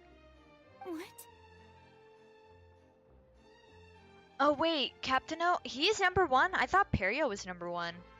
But I think the video I'm remembering that from was, like, a theory of where all the placements were and not the confirmed numbers. Like Doltore being higher than Columbia. And I feel like Columbia is still gonna be pretty high. I'm surprised he's number 1. I feel like it really should be Perio, but I mean, it's whatever they're gonna do for the story. And I haven't seen much of him yet, so even with his more just very monotone, darker design, it totally could like something else. I think I heard Captain O might be playable, but do not quote me on that because I barely know a thing. Besides that, people like him like every other Fatui. That's actually how I recognized these two. It was all thanks to their efforts that the true culprit was brought to justice. But still, no sentence can bring our director back to us. She was a loyal fan of your performances, Miss Farina. They were what first inspired her to get into musical theater. Columbia's 5. Huh. I actually don't then know the current real rankings of the Fatui then. Because if she's 5 and she wasn't much... Yeah, okay. So like if she wasn't that much, like, because her angelic look makes her look like she should be a lot more powerful, so like 3 or 4 maybe, 5 does make her closer to where Scaramouche and Wander was. So I don't know, I feel like she's gotta be 3. Her look gives about that she has like, because you cannot guess what element she'd really have. That like there's something very mysterious about her and that she's going to be something kind of deadly. Especially with a soft, gentle appearance. That usually would sometimes would signify that like, yeah, she's going to be a big threat. Yes, ignores a Child's 11. Skara was 6. I actually don't know who's 7. And I know Dotare's 2. So then... And, I think Child's Master, the guy who's, like, really small and has a super long nose, if I remember right, he's actually in the Fatui rankings himself. So, I'm not sure where he gets placed. And then when the other girl gets placed, that I do not remember her name, but she made all the Catherines. She rallied many people around her who were destitute or had lost their sense of purpose in life, and convinced them to join her troupe. She wrote her own scripts, acted on stage, and mentored each and every one of us.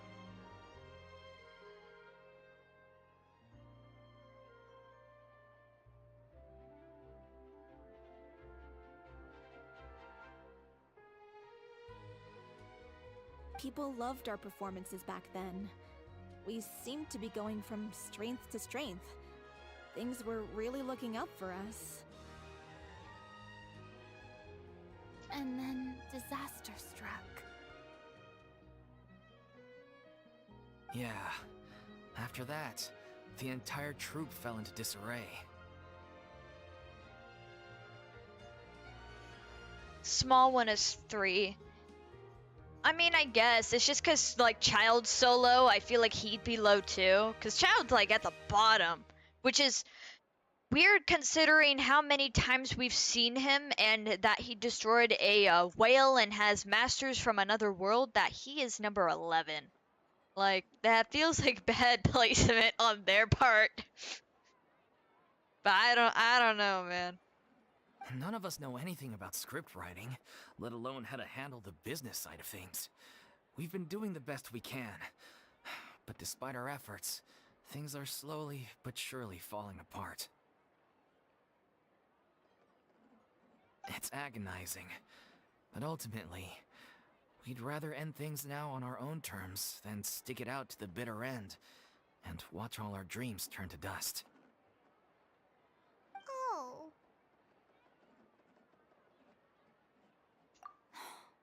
What a terrible waste. A gifted artist from humble beginnings who achieved so much and no doubt had much more to give. And then her life was so cruelly taken. Oh, Arlecchino's 4. Okay.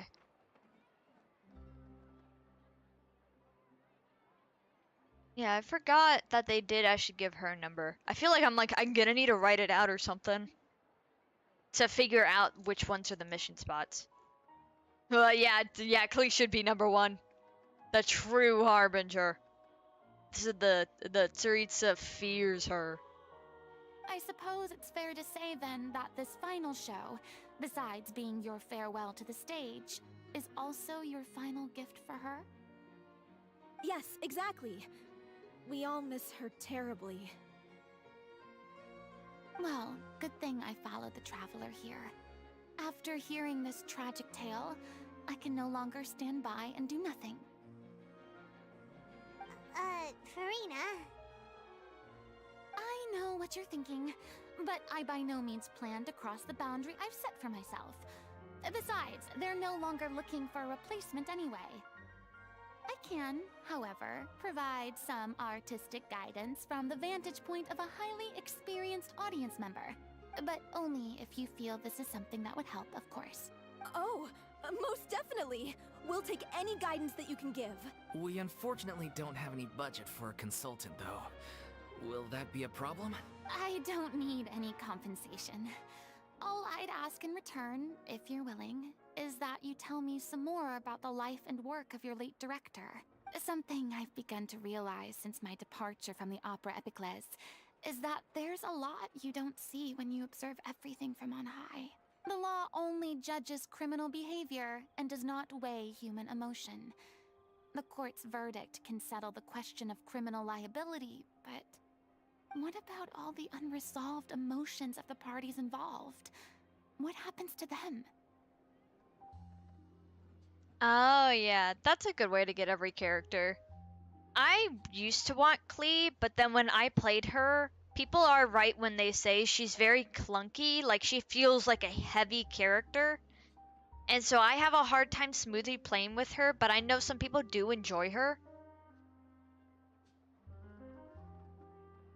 Yeah, I used to want her, but her gameplay threw me off. She is, I'm quite sure, still at least able to be pretty strong. It's just all the pyro frickin' artifacts are always hard to get because of Crimson Witch like needing extreme luck, which at least from, if I remember right, from the last few times you've done domains, you have a lot of luck, which is like amazing, especially with the hard domains. Like I wish I had that kind of luck. That is hard to get. A verdict can bring emotional the word. That's a word. They come pouring out and flow away into infinity. An interesting answer. But if you ask me, I think all emotion shall ultimately return home to the heart and slowly settle with the passage of time. Take, par exemple, how this troupe pines for their late director. Things such as this I have never witnessed before, and so I should like to observe, perchance to understand. Huh. Still a fan of your old dramatic monologues then, huh? You just want to get back in on the action, don't you? No. This is a completely different situation. Pearls before swine.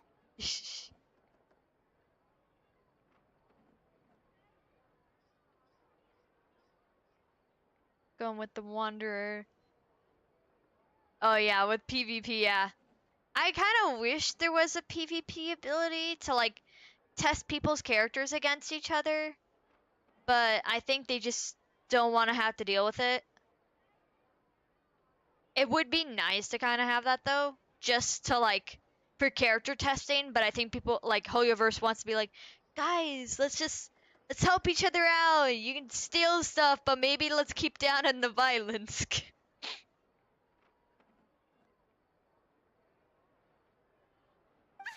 name's not Swine, it's Paimon! Would you be willing to join me? Come on, take a break from adventuring to listen to a story. Since it's you, I'll do it. Especially since it's related to the serial disappearances case. Thank you all so much. Our director was a huge fan of Miss Farina's performances, as of course we all are. Alright, follow me.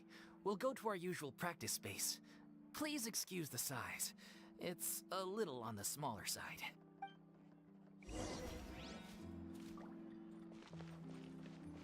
How far is this? Yeah. I think I can teleport right here. Oh yeah, it felt like a super big game. I mean, it still is, but once you catch up in a lot of the story, you feel more on track and in pace in the world. Which helps a lot, but once that really does start you off with like feeling really small and underprepared. But you know, it is the beginning of the game. They gotta go and try and explain stuff, but not overwhelm you with information. Yeah, I'm glad I played this game this much, because this Genshin and Windcraft were actually my World of Warcraft replacements, because I used to play it, but then I kind of no longer wanted to pay the subscription fee because it is expensive, and with this big game being free, like it is technically a free-to-play game, same with Windcraft, which is just a Minecraft server, like, those are, in my opinion, better replacements. And I feel like sometimes the writing is better. No offense, I love some of the World of Warcraft writing, but from what I've heard, at least a few, one or two expansions ago, they kind of started ruining one of their big characters, who I really loved, Sylvanas, and so they messed with that, and that started falling apart a bit. I know they're trying to save their game though, so we'll see how that goes. I just don't want to pay $16 to play a game a month. Yeah. Yeah, Genshin is a nice place to just go and, you know, kind of have escapism into. Knight's an aristocrat. It has like so many story options and things for you to do. You can keep yourself occupied no matter what. And you know, comforting, semi-relatable characters. Huh? Lady Farina? It's kind of like a homey theater. A very cozy feeling. What's Lady Farina doing here? Hello all. Allow me to explain. As of today, Miss Farina will be supporting our production of The Little Oceanid in the role of artistic consultant.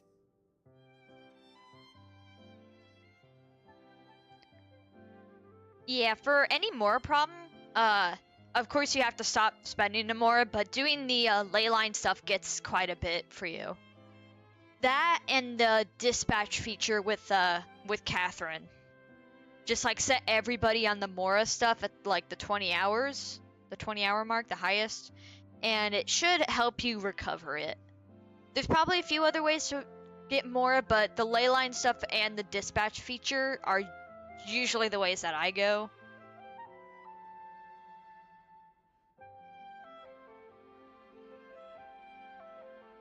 Oh damn, your school must like actually give out good laptops then to support Genshin.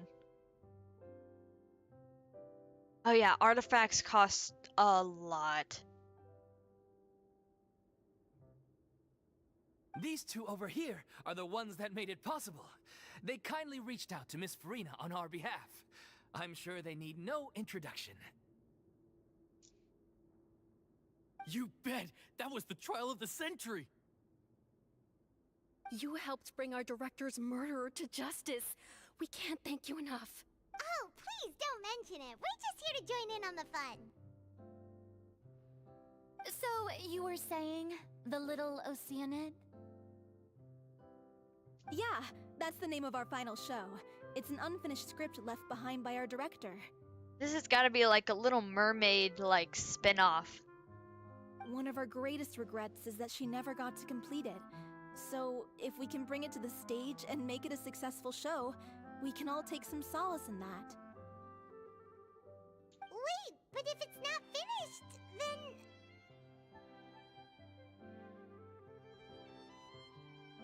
Finding an actress was the least of your problems. Yeah, we've been battling issues on every front, trying to realize this dream.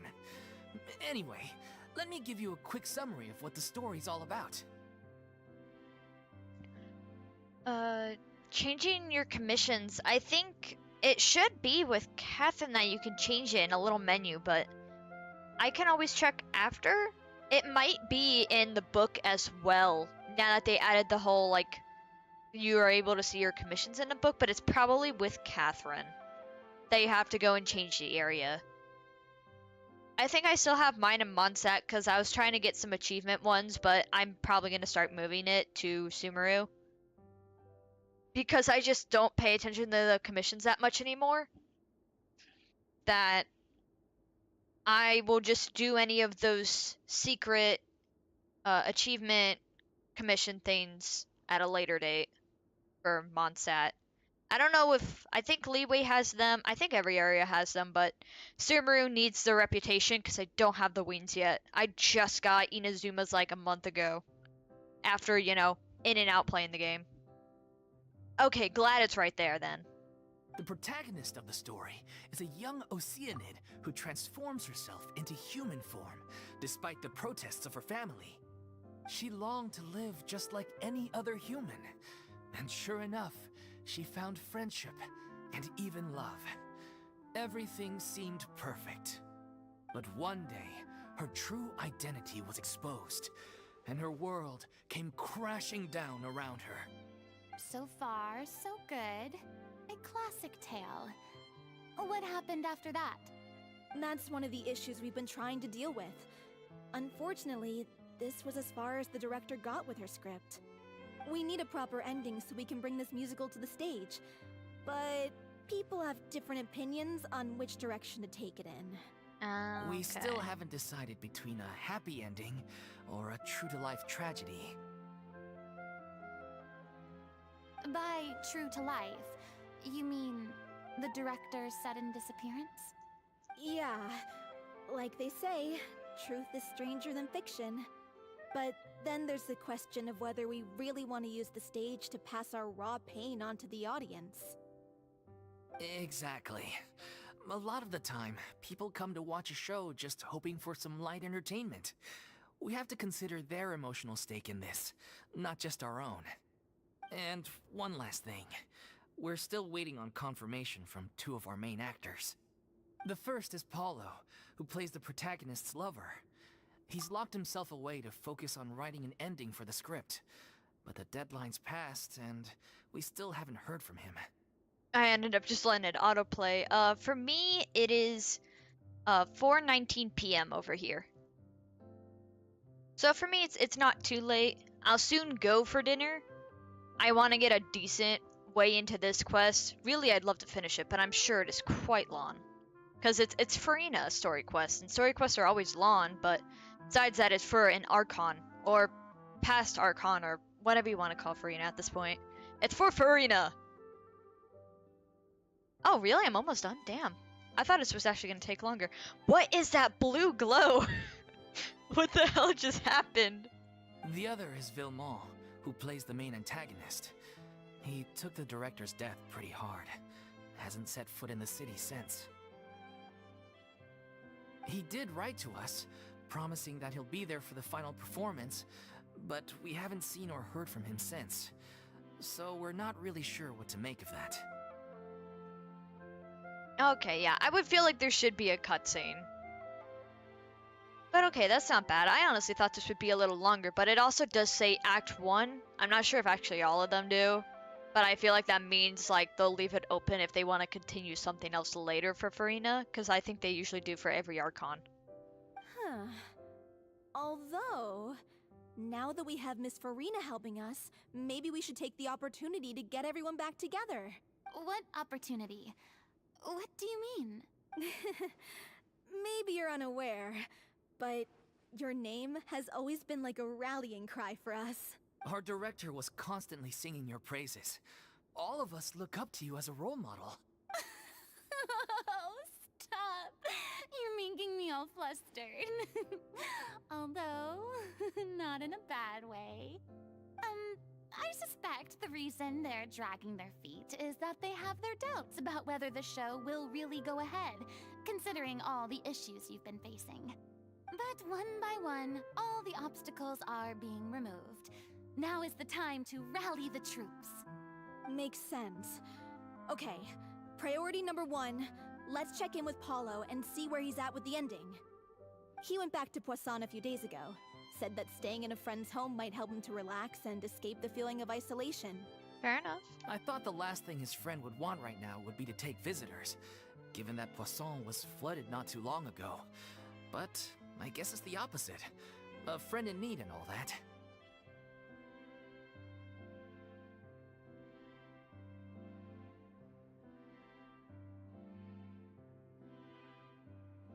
Oh, I actually haven't heard of that. And yeah, I was just wondering what the hell that blue glow was, because I didn't expect it to be the door. I honestly was just like, did something on Farina just start like blowing up? Yeah, maybe he could use some company. Poisson. Oh, she's gonna remember what happened there. Huh? Is something wrong? Nothing. I suppose my presence will be indispensable if we are to restore his faith in the show. So, allons-y. To Poisson!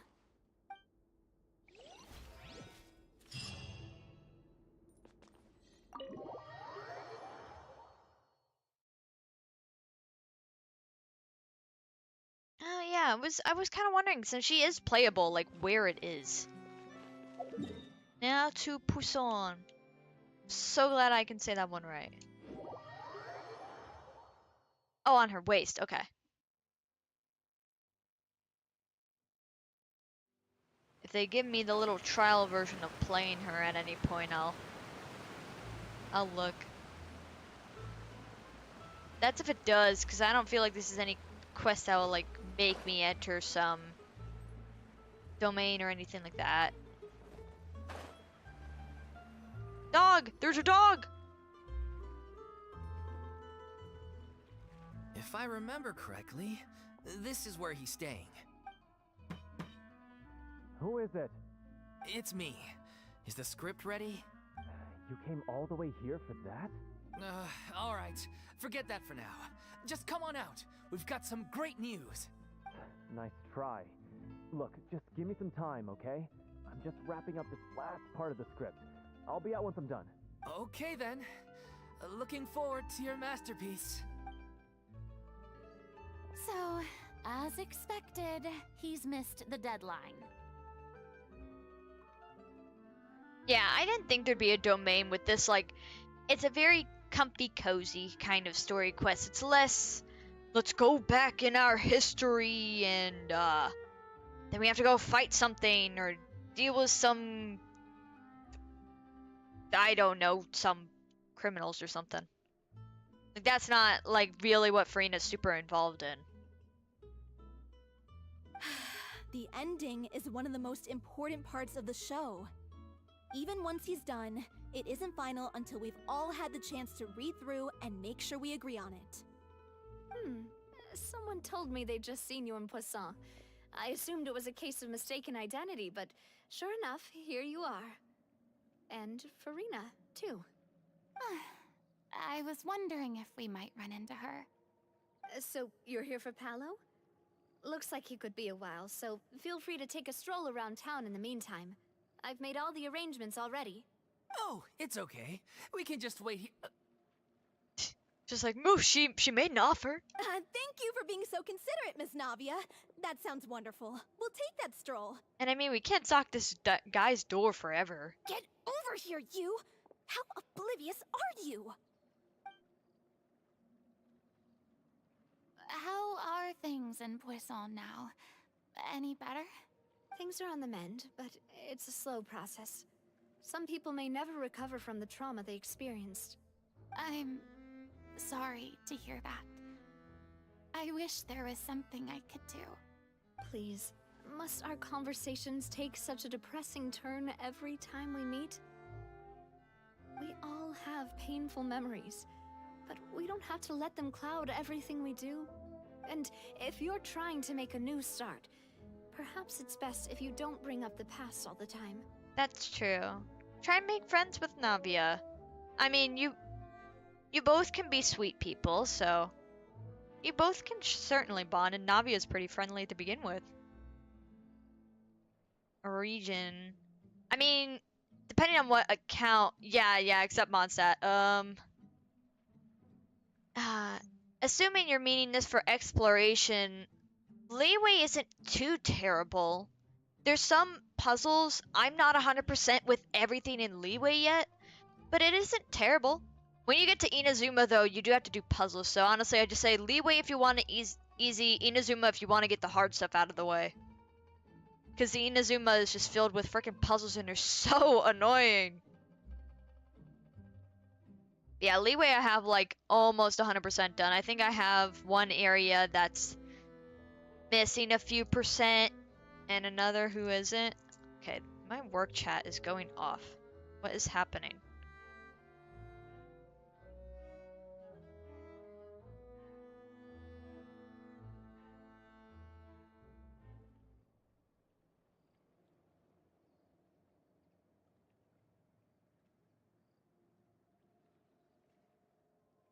Okay. It's just about some co-workers, but it's fine. Thank you for your words of comfort. You make a very good point. But for now, at least, I think I should stay with the way I'm feeling for a while longer. It's okay. These things take time. Moving on from a painful experience is easier said than done. Which brings me to why I'm here. I thought you should probably know that not everyone here is ready to forgive and forget after the Hydro Archon's inaction in the face of catastrophe. That's fair enough, especially because these people in Poisson were directly, affected. 44 pity on your English account, no 50-50. Ah. Close, though.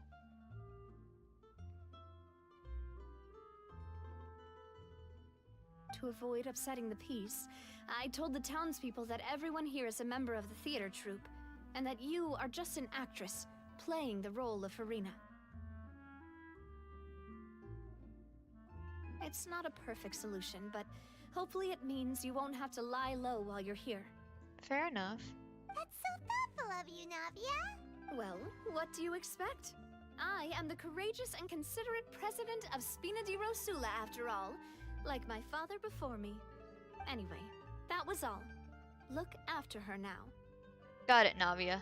Thank you. Off we go then. Let's take a look up there. I don't have any friends that I can be frank and honest with, so maybe she's right. You're the closest thing to friends that I have. So just call us friends, damn it. That's a lot of resin. 2,400, Jesus. Yeah, that's a lot of resin. You can do a lot with that.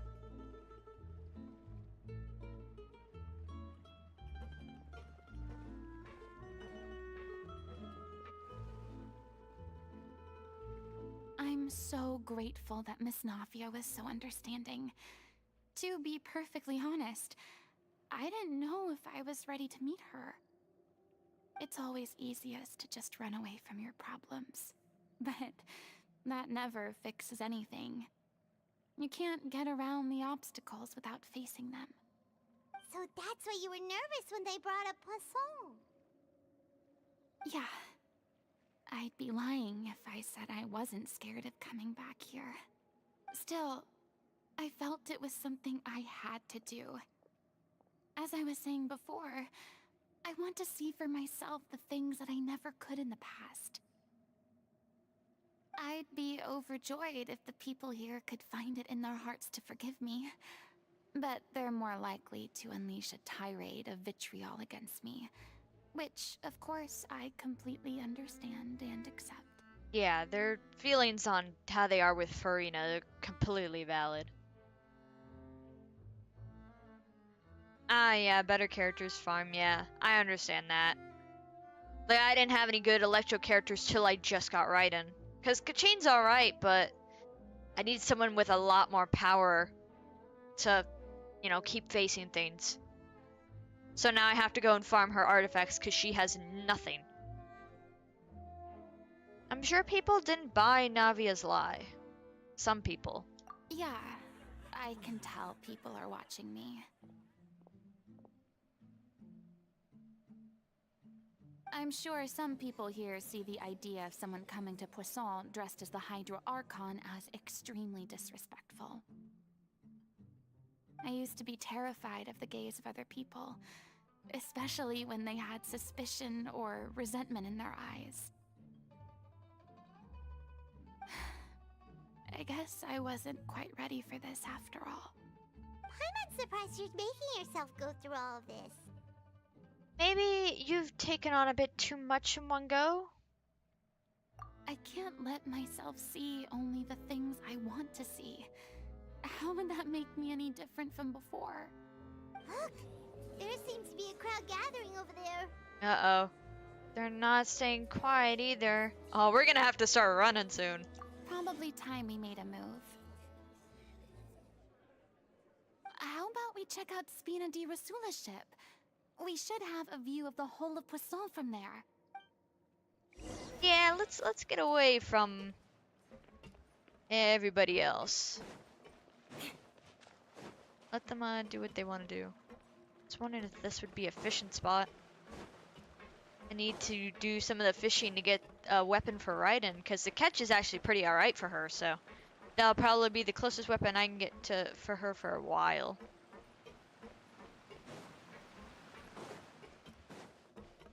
But it takes a lot of fishing, and I gotta remember to do the damn fishing.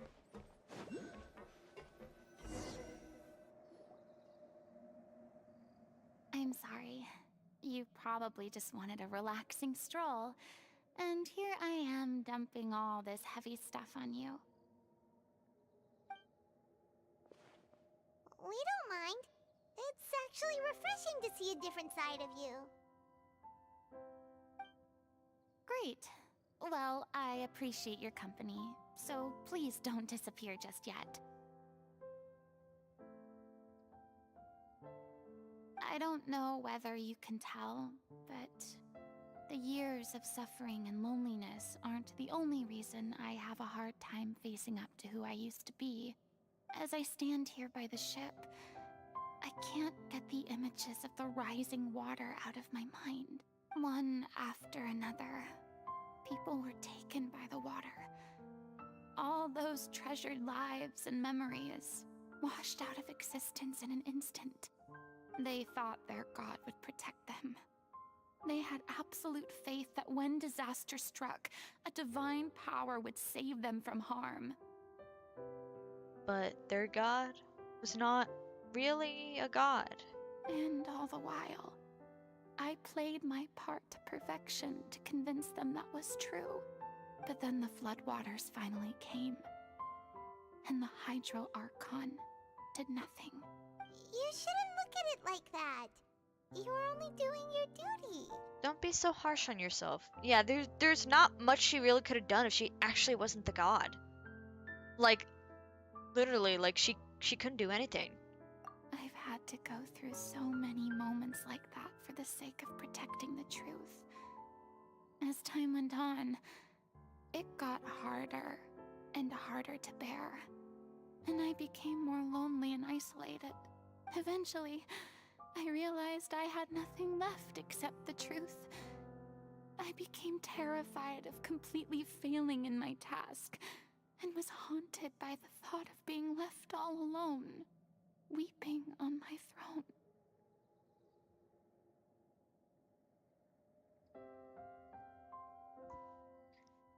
Yeah. Yeah, no. At the end of the day, she's just a very traumatized baby. Yeah, I thought it would be, like, a little weird if, like, all she did was participate in a theater and nothing come out of the story. Because when they do the Archon ones, they really pull stuff out. And story quests, at least from what I remember, are usually long. So we may have to stop in the middle of this one, depending on where this all dialogue ends. We'll see. Fortunately, we were able to avoid the worst case scenario thanks to the help of heroic individuals such as yourselves. Everyone rose to their responsibilities, and I finally regained my freedom. But on some level, freedom also means no longer being needed. I have no further use to people. Paimon would have never imagined you'd see it that way. Think of your freedom as a reward. A reward? Because now you can finally speak your heart. You don't have to be in anguish. Don't have to be in anguished and alone anymore. I guess so. And back then, I didn't even dare to dream about having someone to confide in. I was scared of someone recognizing me for who I truly was, and exposing the secret I swore to protect. Believe in the Farina you see on stage. She is the one you can trust. I had to keep all my feelings, all my curiosity about life to myself. No one could be allowed to know. That's what I really meant when I said I'm no good at maintaining relationships. So that's where you were coming from. Paimon totally thought you were just a bit of a diva at heart. Could you please get off my case? I don't know what's gotten into you today. I'm making an effort here. You could at least try to do the same. What Paimon meant to say was, she doesn't like to see you down. Do you feel better having gotten all of this off your chest? I do. I once had nothing but the truth, and now I'm finally free to live my own life again. And even though I have no idea where I'm going right now, at least the choice is in my hands. All right, it's about time to head back. Paulo should have finished the ending by now. Sure! Okay, let's head back and check it out.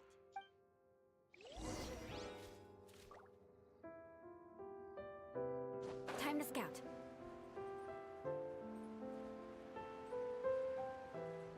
So actually, it might be summing up in a bit, because I feel like this shouldn't be too much longer. Possibly. Didn't you say you needed to watch what you eat? You're supposed to be cutting down on fried foods, not wolfing down copious quantities of fish and chips, you know? I'm gonna let it autoplay. Come on. It's not every day we get to dine at Spina di Rosula's expense. Can you believe how generous she is? I'm not about to pass on free food. Anyway, my character doesn't need to be slim and good-looking. That's your job. Are you kidding me right now? It's not your character's health I'm worried about, it's yours.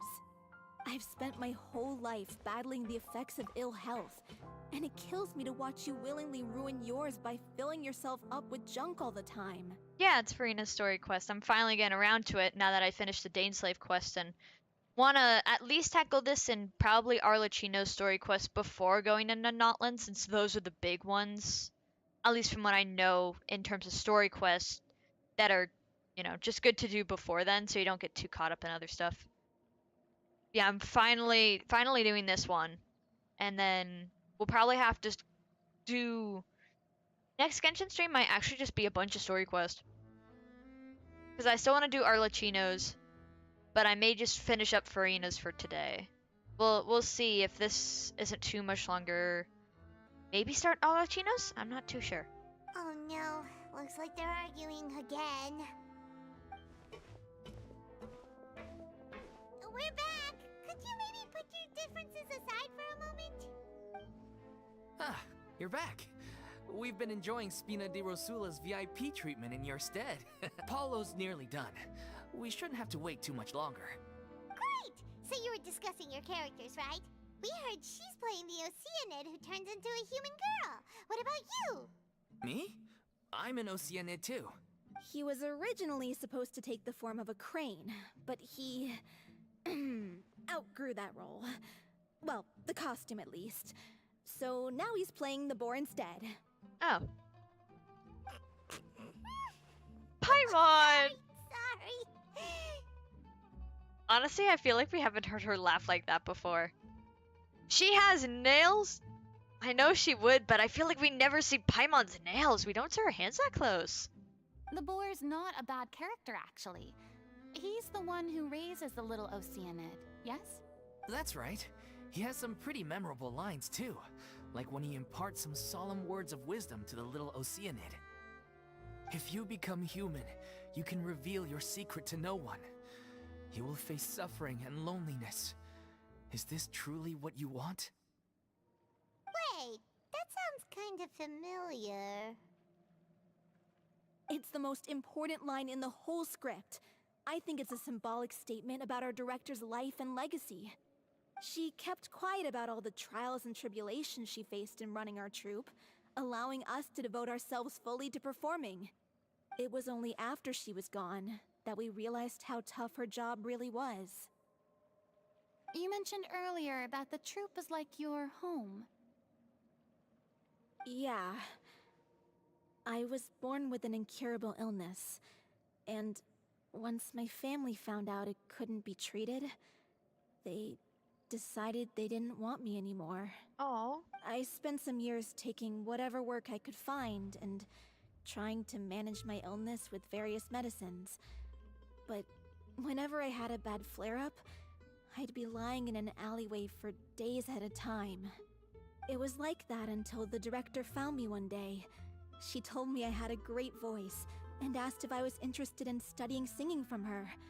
I said yes. She took me under her wing, taught me to both sing and act, helped me find Mora for my meds, took care of me when my condition decided to flare up. I know it was all a huge burden on her. It's sweet though. She sounds like a really incredible person. Yeah. She really was. She gave everything she had to her troupe and the people in it. All of us were so proud to call her our director. I was a lost child too when she found me. As the child of a murderer.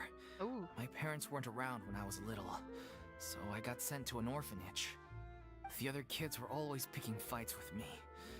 They'd say things like, "Come on, you must be pretty tough if you're the son of a murderer." It was just to taunt me, though. I was an easy target, and they knew it. One day, I got beaten up so bad that I just couldn't take it anymore, so I ran away. I lost all faith in humanity by that point. Thought the whole world was out to get me. Oh. Let me guess. Fortunately, the next person you ran into was the director. Yeah. For the first time in my life, I was somewhere I felt safe. And I promised myself I'd stay here until the day the group parted ways. The day you hoped would never come. How times change. Oh, you're finally done? Get your butt over here. There's someone I need to introduce you to. This is our new artistic consultant, Miss Farina. What's her idea? Farina? The Farina? Oh my god, how did you manage to wrangle that? Please, the honor is all mine. I was profoundly moved to hear about your troupe and your wonderful director. I just wanted to do something to help. Same here. Even so, this is just... Oh, wow. I'm sorry. I'll try to calm down. Now, where was I?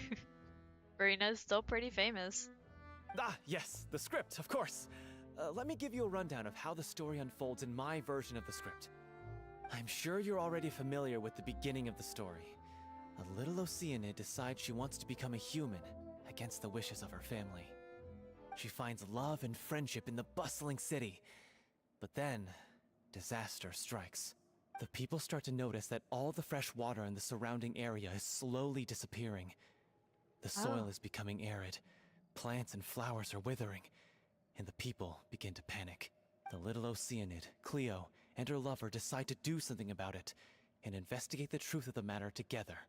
In the end, they discover that all the waste and pollution created by humans over the years has caused the fresh water to flee the land, as if driven by a consciousness of its own. Oh, and that's where the other Oceanids would come in.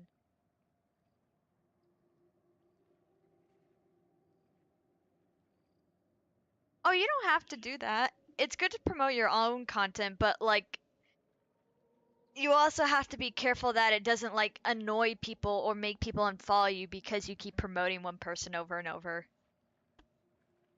I also do not have a TikTok account, so there's nothing that could be linked to that. Just because I already doom scroll on one app, I don't need more. Even if it's just to like keep the name, I wouldn't end up using it, so.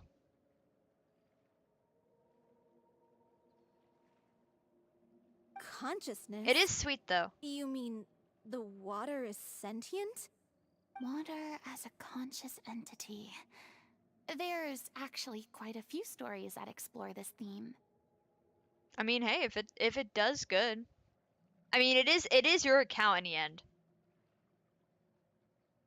Since the little Oceanid is a water spirit, she immediately understands how the water is feeling. She then tells her lover about her true identity, as well as the truth behind the crisis. Her lover accepts her for who she is, and works with her to find a way to bring the water back. However, unbeknownst to them, there were some people eavesdropping when she revealed her secret. The little Oceanid is accused of being directly responsible for driving the water away, and faces the greatest dilemma of her life. And then? In the end, she makes the brave decision to sacrifice herself to save her lover, and the rest of humanity. Huh? But didn't they all treat Cleo like a villain? Why would she want to save them after that? Well, I would guess they probably treated her well before they found that out. Well, she mainly wanted to save her lover, plus everyone who'd stood up for her. Through her love for her human partner, she was able to find an even greater love, one that extended to all of humanity. Surely the biggest strength of Cleo's character. There's actually something else that bothers me. You know the protagonist is supposed to represent the director, right? And she never had the chance to become a hero in our world. If we're serious about dedicating this show to her memory, we should make the ending as true to life as possible. What about if the little Oceanid is hounded to death by people who hate her, her lover makes sure her secret never gets out, and humanity continues down the path to extinction? I feel like that's a very grim ending though. It's a little bit better to turn it more into a hopeful ending. That sounds like too cruel of an ending to me. And perhaps a little irresponsible to present to the audience. That ending would be a perfect mirror to Director Aureli's death, both arbitrary and meaningless. On the day when she went missing, Director Aureli had instructed us all, somewhat out of the blue, to leave the court of Fontaine and wait for her outside the city. We waited and waited at the rendezvous point, but she never came. By the time we returned to the city, she disappeared without a trace.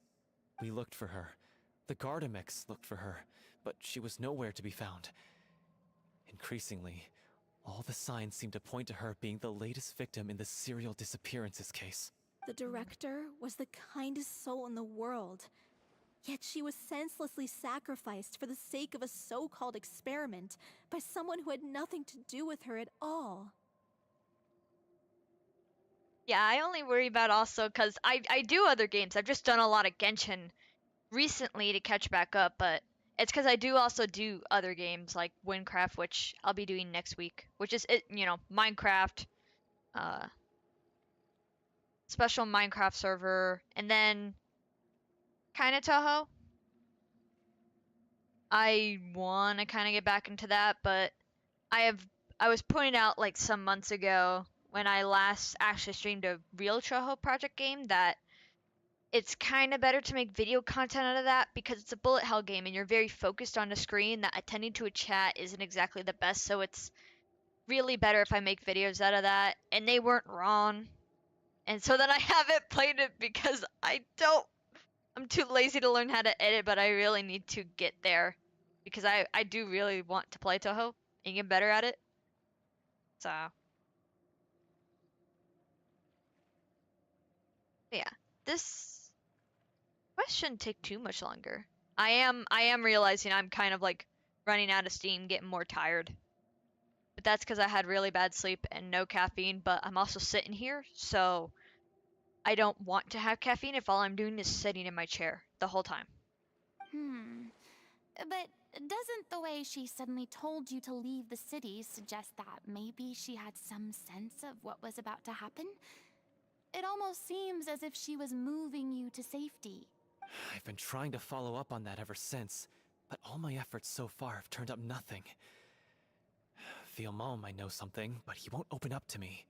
Villemont? The one who's playing the role of the villain? Yeah. He's been overwhelmed by grief. I think the director's death hit him hardest of all. Grief? Guilt, more like. Also, I have a hard time imagining that anyone took it harder than me. Because, well, speaking of the play being true to life, I was deeply, madly in love with Aurelie. What? You kept that one quiet. I guess it's so he could play the part and not really have to talk about it. It's time to be upfront with you all. No more keeping secrets from each other. We'll never be able to agree on the ending if we can't be honest about how we feel. I did tell her how I felt once, but she turned me down pretty much straight away. She said that we were all like brothers and sisters to her, and she'd never considered us as potential romantic partners. Not that it came as a shock or anything. It was what I was expecting to hear. So I told her I'd always be there for the troupe, and I'd always be there for her. Oh, that's sweet, at least. And at least they, still got to be in the same group, though he got, like, pretty, like, slapped to the hand, rejected. I said, maybe one day in the future, when everyone's settled into their own lives and on the up and up, and managing the troupe no longer required her constant attention. Well, maybe then she could reconsider what she really wanted in her life. And now, that day will never come.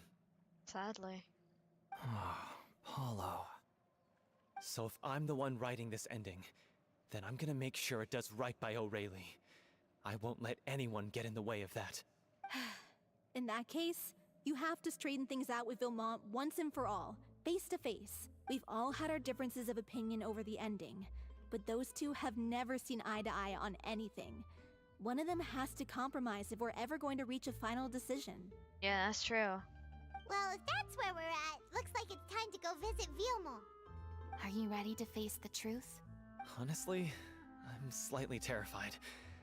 But for the sake of our final performance, I'll do whatever it takes. Yeah, especially if you're getting the whole group back together, it's better to do it sooner than later. Funny you should ask, though. You really do get what I'm going through right now. I certainly do. Come on, everyone. Allons-y!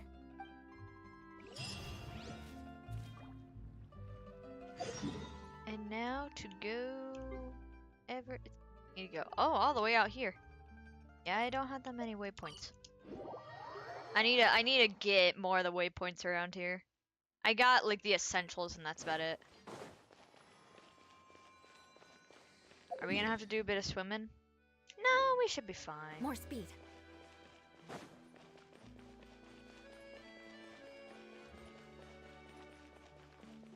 Gotta keep running. And then gather enough stamina so we can actually just fly all the way there.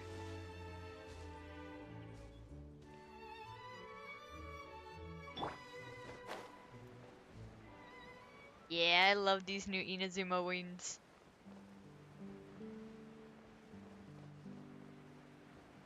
Hopefully I'll get some good characters or already have some to actually put the Dendro wings on. When I get that, that'll be a while. I've barely done anything for Sumeru. I've done like a little This bit. is tough going. Delphi, are you sure you can manage in your condition?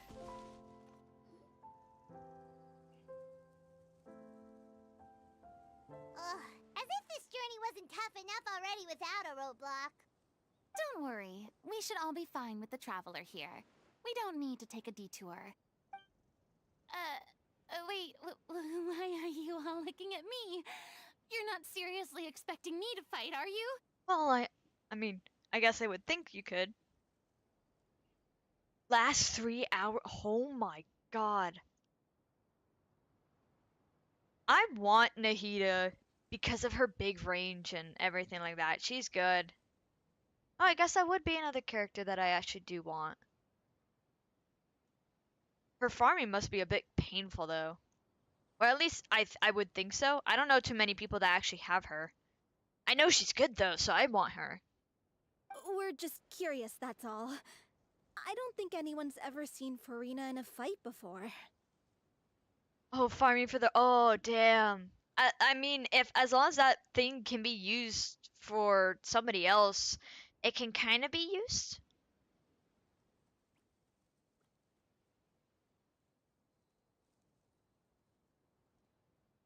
Yeah, but don't you remember why? The Hydro Archon willingly gave up all her power so it could be converted into indemnitium. Miss Farina said so herself. Precisely!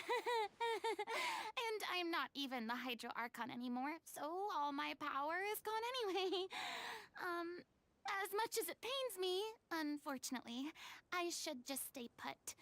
I'm more like a damsel in distress more than anything. I mean, she doesn't have a weapon on her anyways, so I guess fair enough. Yeah, I need a farm for Raiden. Because now that I have her, I need to build her up. And she is going to absolutely destroy everything in her path. That sounded so smug. Ugh, secondhand embarrassment is unbearable. This doesn't require god-level powers. Don't you know any self-defense? Hey, lay off, all right? My bluff is hanging from a thread here. I'm sorry. I got carried away. Please help us out, would you? Yeah, okay. Just for you. Aw, too bad. I was so pumped to feast my eyes on fight mode Farina. Sorry to leave all the heavy lifting to you. Don't worry, piece of cake. I was about to think they'd actually give us her. Beg for mercy. Incoming. I almost forgot how to use Kachin for a moment. She's not great. Especially because I stole her artifacts, so. She's just the one who's gonna do this kind of easiest. Besides Eula with the physical.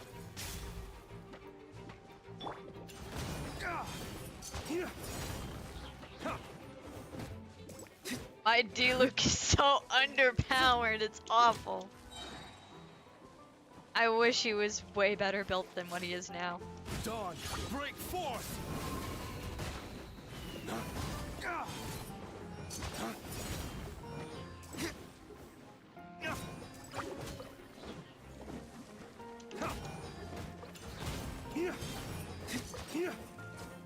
Oh, come on, are you kidding me?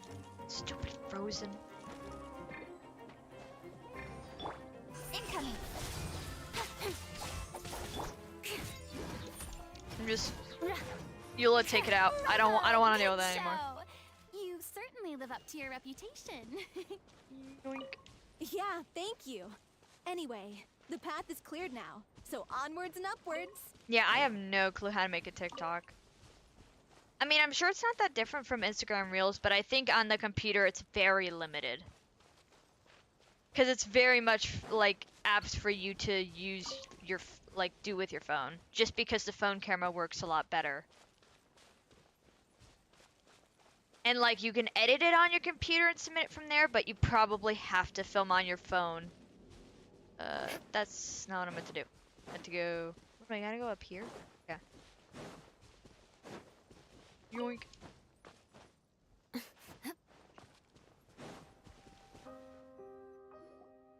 Vilma, are you there? Huh? Oh, it's you guys. Wait, what's Lady Farina doing here?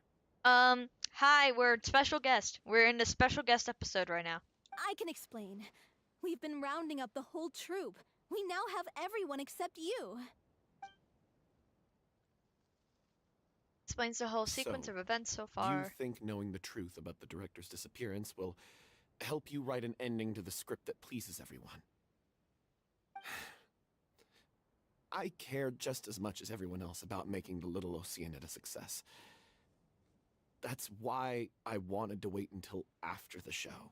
If I open this can of worms now, I just don't want to make things difficult between us. We're supposed to be a unit when we're on stage. Vilma, avoiding the truth will not help anyone. Unless you mean to suggest that Aurelie's death had something to do with you. Yeah, don't suggest that.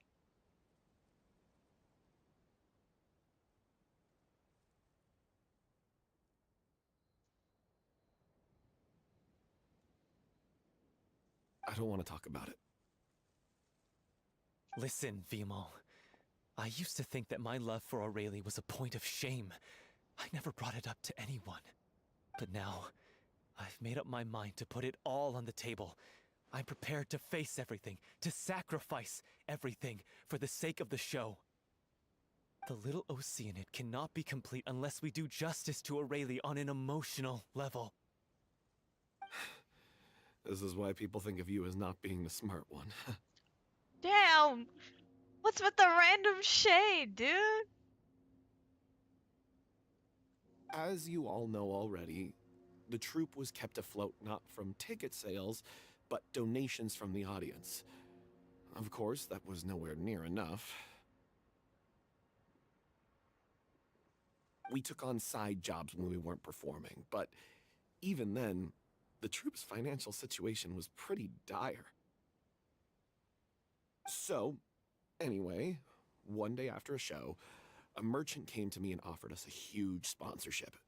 In return, we just had to provide the audience with their drinks during performances. It seemed like a win-win, so I said yes to it on the spot without consulting the director.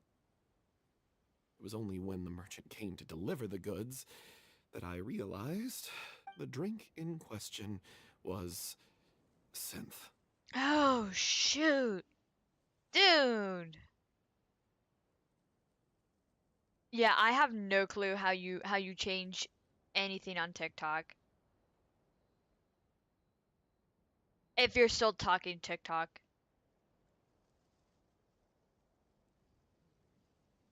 I would assume like it's wherever just the normal settings are, or like some profiles will have the little pencil icon, but I'm not exactly sure if that's the same for TikTok.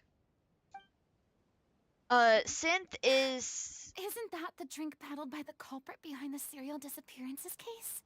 Yeah, it's the drink that would kind of have all, like, a bunch of primordial seawater in it, which would make the people of Fontaine just, like, fade away. They'd basically just die on the spot and turn into water. And so that's what they called the drink to kind of keep it off the radar of being primordial seawater and hurting people. I kind of forgot the name myself, honestly. I remember that it induces a state of euphoria, but it also causes significant harm to the body. Actually, it might be a slightly diluted version of primordial seawater, but it does definitely contain that. I know that. I freaked out when I saw the boxes. and I told the director everything right away. She was completely shocked as well. But she didn't reprimand me for making the decision without consulting her. Instead, she contacted the merchant and stated that the troupe could not agree to this collaboration. But it probably was already too late at that point. The merchant was furious, berated us for going back on our word, and threatened to sue us for damages. And then? I was going to sort it on my own, but the director stopped me. She said that this was an issue for the whole troupe and it wasn't my fault. But things only got worse from there. The synth merchant just wouldn't let up, and then suddenly the director told us all to leave the city one day. I knew then that things must have reached a boiling point. So, in an indirect way, he kinda got her killed. I admit this whole thing was my mistake. I didn't dare to tell any of you the truth back then, and after the director disappeared, I was even more afraid to say anything. Yeah, I got Aurelie killed. There, I said it. Happy now? I mean, it's best to let all these things air out. Hey, don't say that. You traitor! You knew Aurelie was in danger. Why in God's name didn't you tell us? What do you mean, you were afraid? This was a life and death situation. We could have saved her! How could you be so stupid? Please, try not to get too worked up. Like, of course this dude wouldn't have known that that would have happened, but in a indirect way did kind of kill the director. But it still technically isn't his fault. It is his mistake that led up to it. But I understand both sides of, like, it's not totally his fault, but also, yeah, everybody does in their right, like, have the right to be pissed at him. Yeah, listen to him. You need to stay calm. Stay calm? How can I stay calm? This guy got Aurelie murdered. She was the love of my life.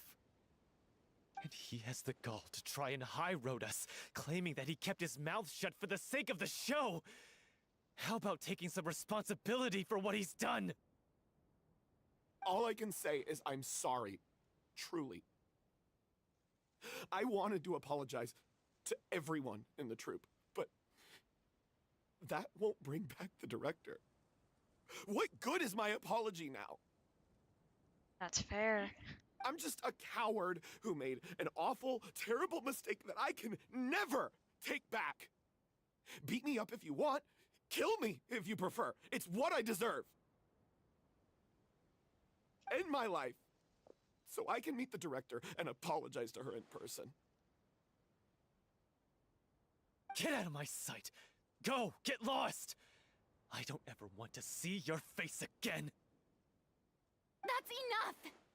You've screamed and shouted at each other for long enough. Now pipe down, both of you! Can you stop conflating the show on stage with your real-life relationships in the troupe? You keep saying that you want to use this final performance to pay tribute to your director and celebrate her life. How can you do that if you're just using it as an excuse to vent your own emotions? Yeah. You're right. I'm sorry. On stage, the lead role is the focal point of the audience's attention. And you're all used to seeing the director as the heart of the troupe. But in her own life, her greatest desire wasn't to be the center of attention. I can tell how much she loved you all, and how much she loved the troupe. Yeah, like a big family. What she wanted was to build a warm home for all of her brothers and sisters. To shield you all from the storms that rage in the world outside. That's how you should remember her. And that's what you should be celebrating.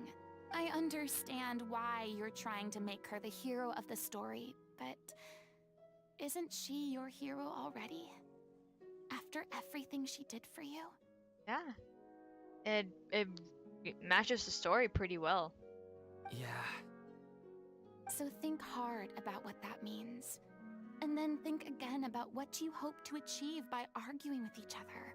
If you really hate each other and can't reconcile your differences, then you could just call it quits now. Why bother with the final performance if the group is already fractured? But you can't bring yourself to do that, can you? You care too much about Director O'Reilly and the home she built you all to let go. What are you laughing at? I don't see what's so funny. Sorry, I didn't mean it that way. It's just that, for a moment there, it felt like our director was back with us again.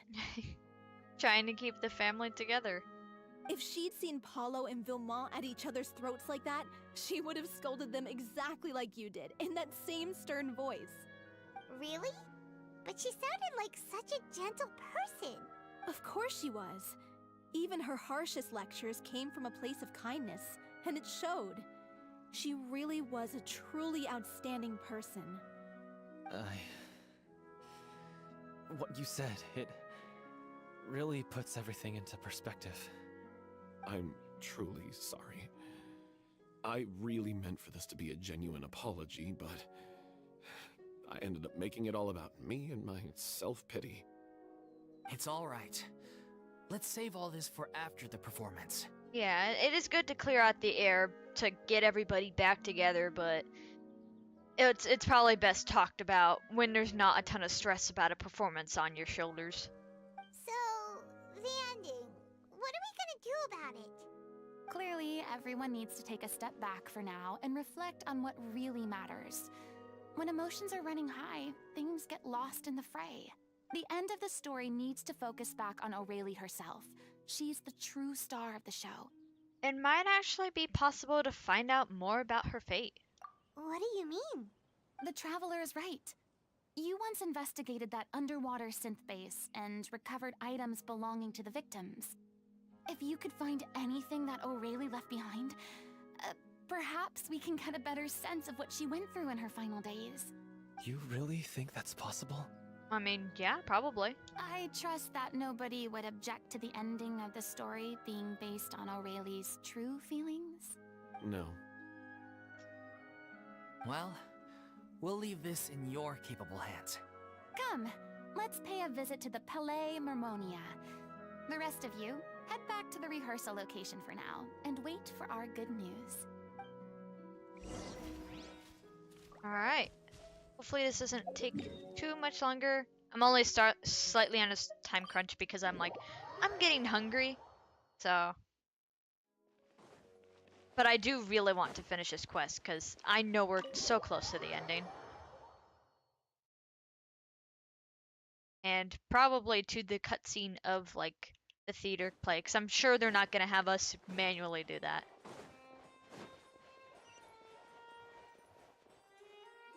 Oh, 30 minutes left. You want to review okay. some recovered items connected to victims of the serial disappearances case? But, that case has been closed for quite a while now.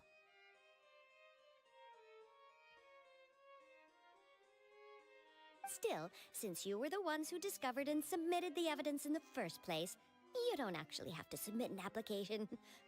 Okay, please hold on. I'll have someone dig them out.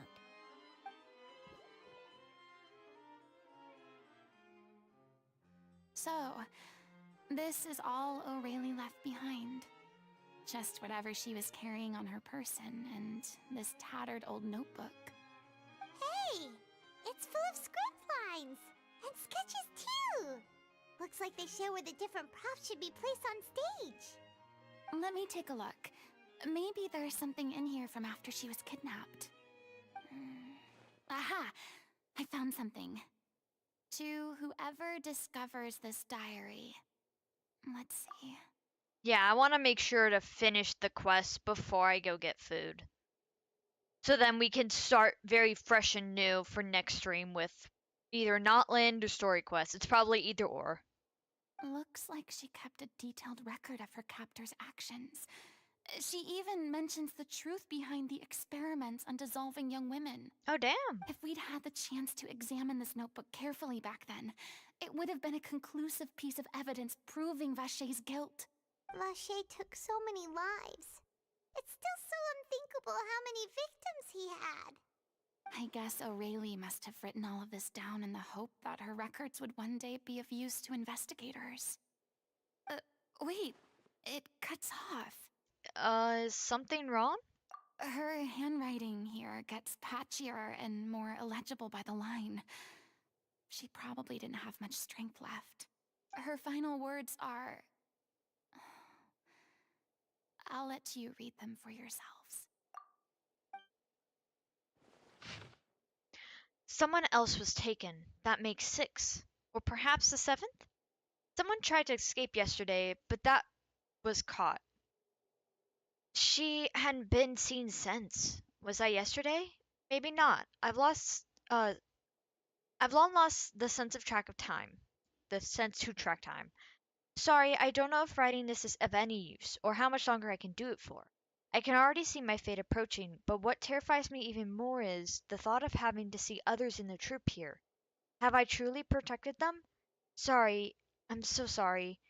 I can write no more. I think I have a fever and my old stomach troubles have returned, but nobody has given me any medicine. I suppose I am more fortunate than Circe. The pain keeps her awake all night. I suppose they all think, they think that anything goes so long as the experimental subjects can be used up before they die. It's so damp in here. I have given her my blanket. So cold, so cold.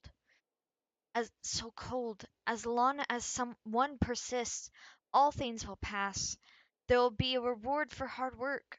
I like to tell them such things, but it is I who am losing my grip. If anyone sees this troop safe, I them important, please farewell. Apology, performance, future, regret, Leo. This page is an absolute mess, and the writer's pen seems to have wandered its surface at random. Only some of the words can be made out, and barely at that. From onward on this pages, the diary stops, to be replaced with lyrics from musicals. Some are in the form of newspaper clippings, and some are handwritten with many crossed out and changes. It is apparent that the pages have been referenced too often, and this was the personal notebook of the artistic director Aureli. I totally butchered that name, but it's okay. Vision. She was so terrified. Oh, it's empty. She watched a girl get dissolved right in front of her, and had to wait for her own death in silence. She may have been a mighty hero in the eyes of her troop, but yeah, at the end of the day, she was only human. She may have been a mighty hero in the eyes of her troop, but at the end of the day, she was only... Oh, wait. I read that like it's my own line. My bad.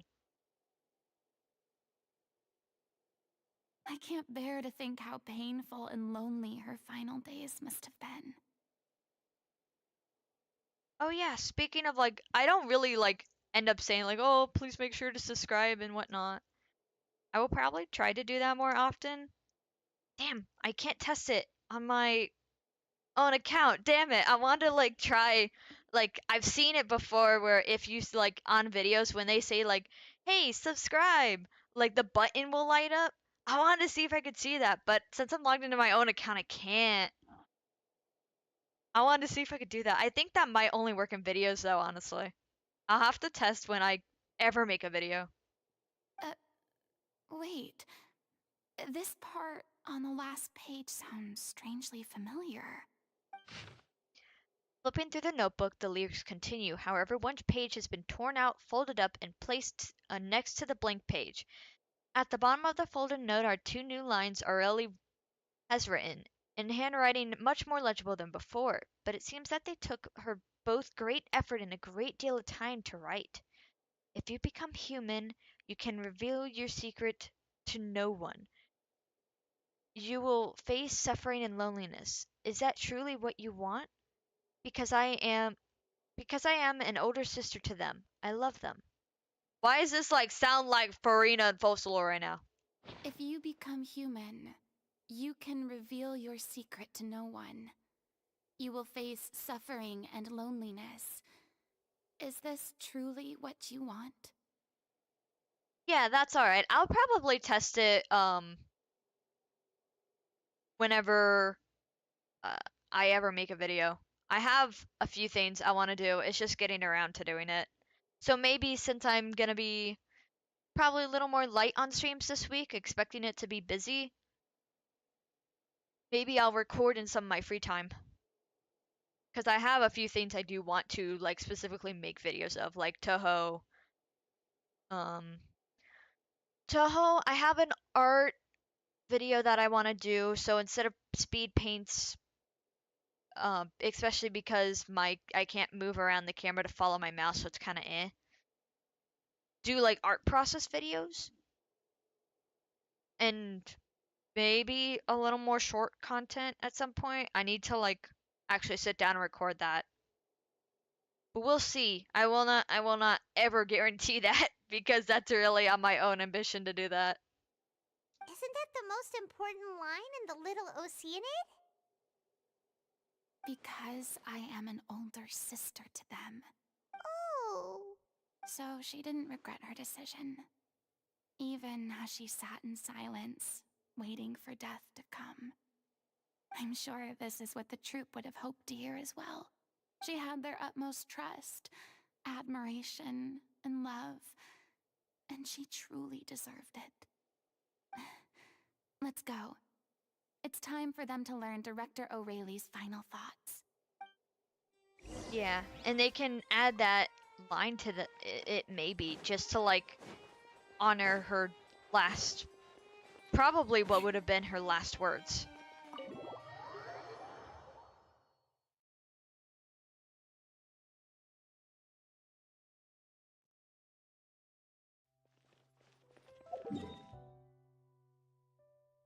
Go over here.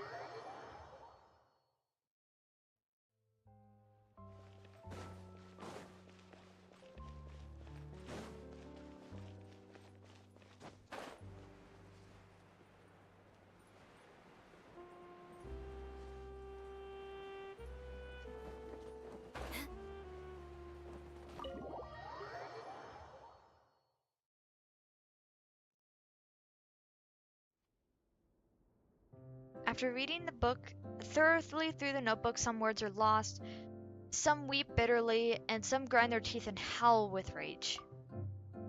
A long time passes before the group is able to calmly come together and finally make a decision.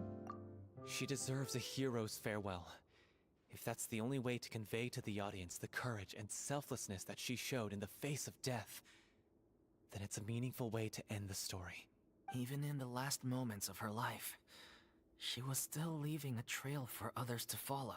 She did her best to protect as many people as possible, even if it meant sacrificing herself. We know what choice our little Oceanid would have made now. I don't think any more discussion is necessary. Well, Vilmont, if we put the past aside for now, do you think you can bring yourself to go ahead with the show? I will channel all my regret and put it into my performance, to make this a show worthy of our director. I won't ask for your forgiveness, and you don't need to worry about my feelings. This final farewell show should be about Director O'Reilly and her alone. Yeah, give her a nice send-off. Then it seems like we've reached a consensus. I have a feeling that this will turn out to be the most mesmerizing performance of your lives. Really? How can you be so sure when you've never even seen them perform before? Well, Paimon, just shush. Don't be mean. Shush. Don't underestimate my experience. After watching a countless number of musicals, I've learned one important thing. If you want to move the audience with your music, you must fully commit and immerse yourself in your role, pouring all your emotion into your performance.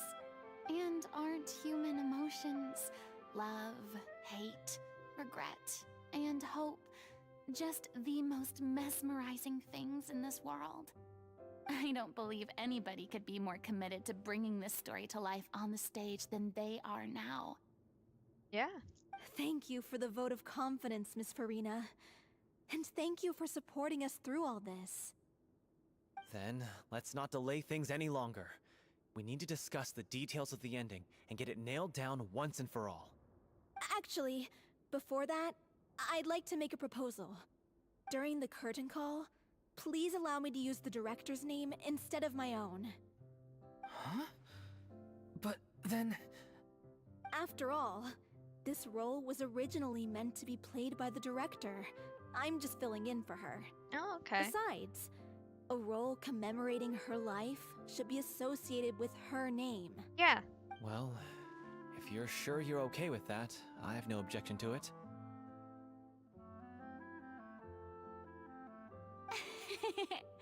Now we're talking like a serious acting troupe. All right, I'll leave you to fine-tune your musical while I go and procure a stage. Procure a stage? Oh, it's okay. Our usual place doesn't need a reservation. That place? Oh, don't be silly. For an extraordinary show, we need an extraordinary stage. By which I, of course, mean the Opera Epiclese. Damn! Whoa, wait, what? No. That's never going to work. It's far too fancy for the likes of us. Yeah, but you also have Farina pulling the strings, so you're totally able to get it. What are you afraid of? Surely you don't think that Aurelie's story is unworthy of the grandest stage in Fontaine? No, that's not what I meant. It is supposed to be your grand finale, right? Believe in yourselves. Go big or go home. I have no problem with it then. How about the rest of you? Give it your all! You guys got it. I'll take your silence as a yes. Thank you for giving us this opportunity. It really is a dream come true. Well, then don't disappoint me. If you mess this up, it'll reflect poorly on me too. Come on, we'll need to get the go-ahead from Nervilette. I know just where to find him.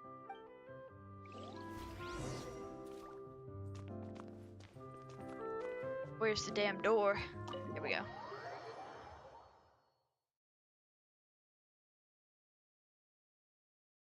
So yeah, getting them the biggest stage. Hopefully they got like a pretty big audience.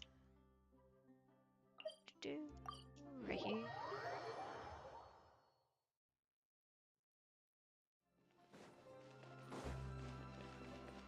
More speed. Hey, Oh, and he's right look outside. at that. Looks like I guessed right. Yeah, he's not gonna stray too far from this office.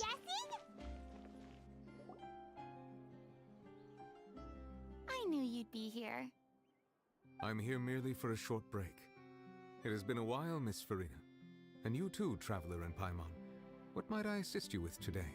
I would like to book the Opera Epiclese for an event. You see... You shared the story of the little oceanid with Nervilette, along with the backstory. The process for booking the Opera Epiclese is complex and can be somewhat cumbersome. But given that the request is coming from the three of you, I see no reason to make things unduly difficult. The story of the little Oceanid is most fascinating. I'm looking forward to seeing it performed on stage. I will say, however, that I am surprised to see your passion for the performing arts rekindled after all that has happened. Huh? What do you mean? Do I look excited? Farina, you were totally excited. Yes. And this is the first time that I've seen you like this since your departure from deityhood. At first, I just felt bad about rejecting them. So I wanted to learn a little bit more about their situation. But one thing led to another, and... well, here we are. In the past, we sat in our high chairs in the court, giving our opinions on isolated cases, all while knowing very little about the human stories behind each and every one. And now, here she is to present a human story. Maybe it's because I finally become an ordinary person and gained my freedom.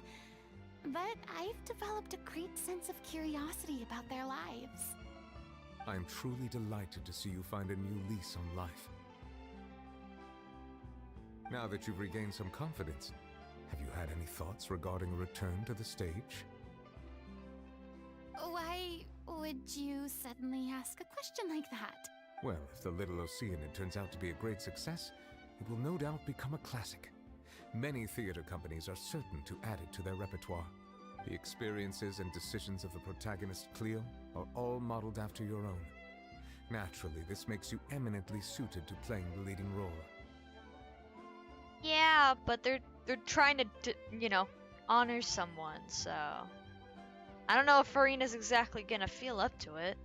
It would truly be a shame if you did not take this opportunity to allow audiences to enjoy your outstanding acting talents once more.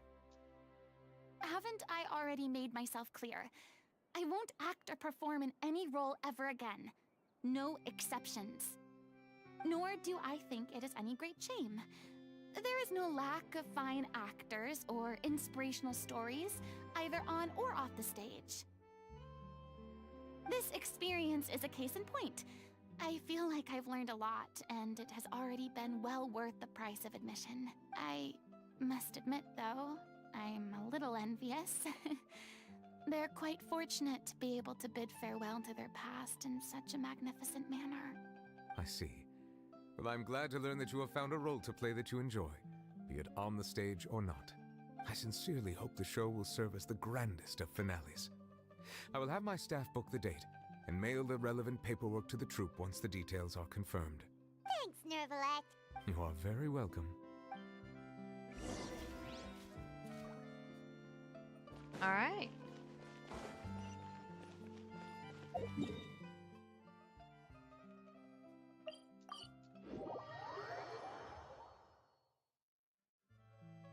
Yeah, I guess Farina didn't really exactly get to say goodbye to Bosalor, and I mean, I don't know if she'd honestly want to. Or at least to get some final closure words. These guys get closure. Farina doesn't fully have it. She just has to deal with the aftermath of everything that happened.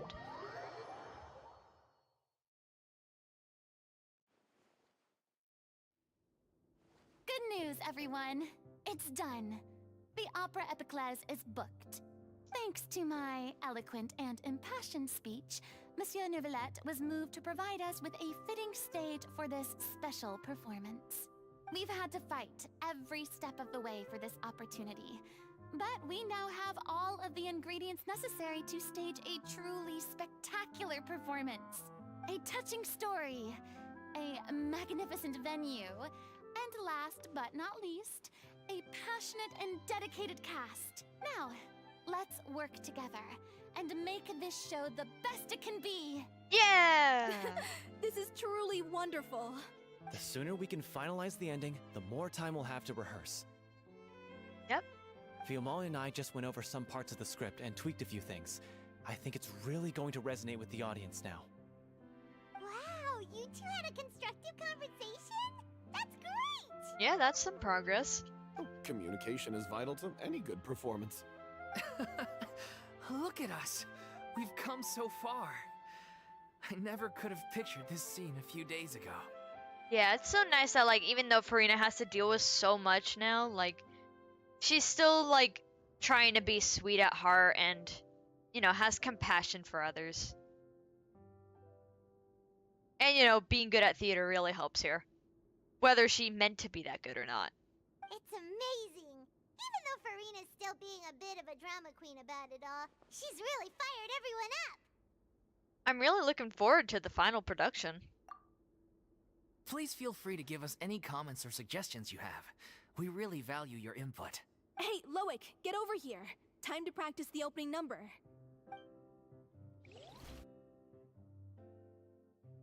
And I guess we're gonna get, like, little scene or just this picture? Nah, we get some little scenes.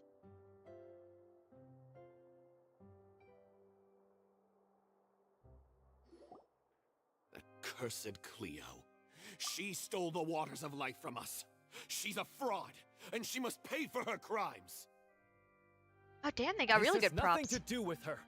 The ignorance and hatred of our people is to blame. How can we hope to win back the water's favor if we don't change our ways?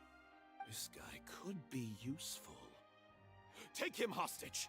If Cleo wants him back, she'll have to show herself. Leave this place, O little Oceanid, and never, ever look back!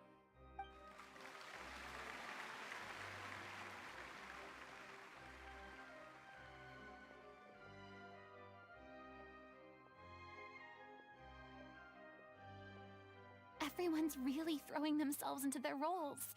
I haven't seen such a fine performance in a long time. If only... What should we do? It's almost time for her to take the stage! Why does it have to be now? Hey, what's going on? You're due on stage any second now. Oh no, not again. But why? What about your new meds? Did they stop working? They've been getting less and less effective over time. I've had to keep increasing my dose. Oh. What? I thought they cure it. So they were only managing your symptoms? I figured whatever it took to get me through this final performance. How could you do this to yourself? And after that lecture you gave me about not looking after my health. I'm sorry. I've let everyone down. You... This is a conversation for another time. How can the show go on without its star performer? Miss Farina, I'd like to make a request of you. Say no more. If you're sick, you need to rest. I know what you're going to ask. Loic, your character has no more scenes, correct? Oh, yeah. I think my scenes are all done. Although, I do have one more line. But I guess another guy in the troupe with a similar voice register could take it. Why? Please take Delphi back to her place to rest. I'll sing the finale. Cutscene, let's go! From the sublime to the ridiculous. After all that, everything's come full circle. Is she gonna Thank you, change Miss outfits? Farina. I'm so sorry to put you in this position after everything you said. Never mind. What's done is done. It's really my own fault for getting in too deep. No one likes regrets, myself included. Leave it to me. I've watched you rehearse so many times that I've learned Cleo's part by heart. I do not doubt your acting skills, but please allow me to ask just one more question.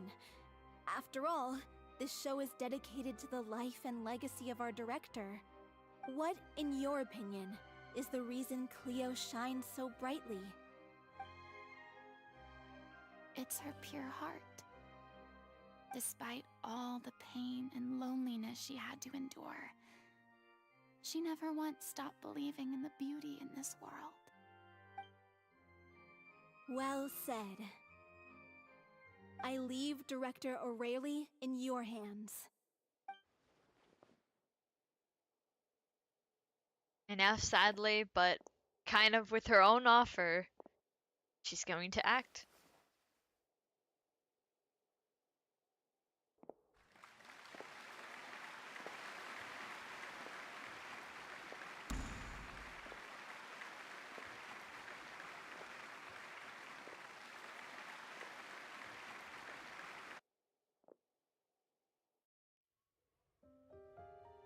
Cutscene! Let's go! Is she here yet? Let's get here! She's not coming! You're wrong. Turn this up for you guys. She's here.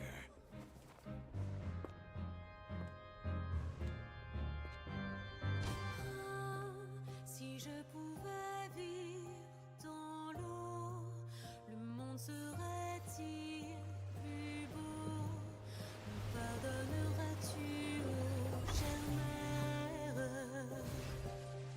L'eau dans son courant fait danser nos vies, et la cité elle nourrit, ainsi que toi, mon doux amour. But what about your wish? My wish.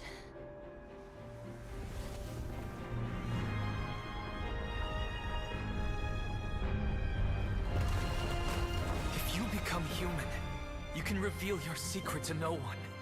You will face suffering and loneliness. Is this truly what you want? Le grand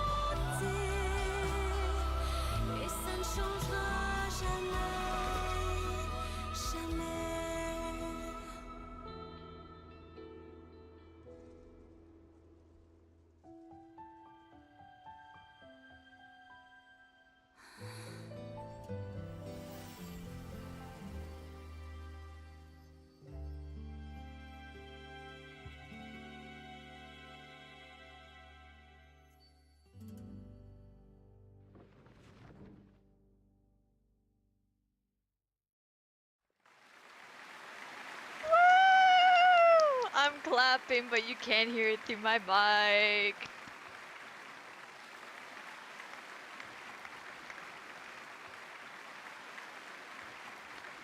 That's a very pretty song. Is it just me? Or was that Lady Farina on the stage just now? She hasn't been seen for a while now, and she just appears out of nowhere? Gotta say, though, her acting skills are as superb as ever. The little Oceanid, Cleo, played by Aurélie Fumont.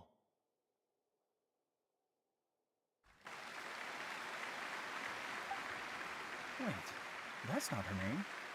What's going on? I don't know. Maybe it's just a doppelganger. I've spent a lot of time out of the spotlight, and they didn't use my name during the curtain call either. Hopefully, not too many people recognized me. It's too bad that I had to break the one clear rule I'd managed to make for myself, even if I had no choice. Still, I have to admit that, despite everything, it felt good to be back on the stage again. Finally, we would like to give a special thanks to our artistic consultant and event coordinator, Miss Farina. Oh, you had to go call her out like that. Oh no. Hey, that's not what we agreed on. Oh, so it was Farina after all. She's back. I mean, people are excited though. Oh no, none of my friends come into chat, so anybody who enters here is usually, you know, returning people or just new people, really. Which is all good. Because well, some of my friends are just into different things that I don't usually stream, so they're not going to be interested. Which is fine.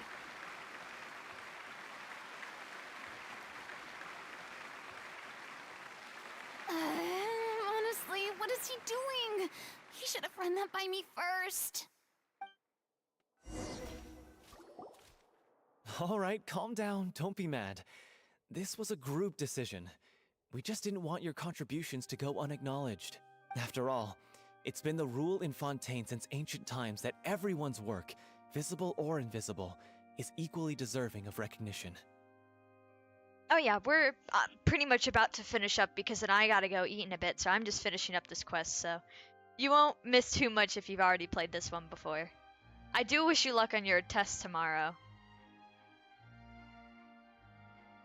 Cause yeah, it's only like getting close to 6 p.m. for me, so.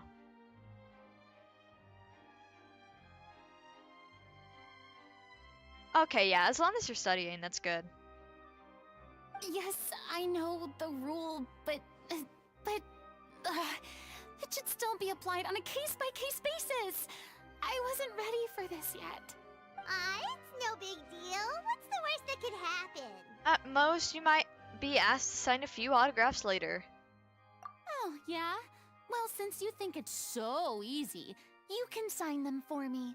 This is a great chat and all, but can we talk about that crazy thing that happened during the show? It nearly gave Paimon a heart attack. Paimon flew over to where she was supposed to be and was about to drop the prop vision, and then suddenly, a real one popped out of thin air! Oh shoot, that is a real one. Oh, that.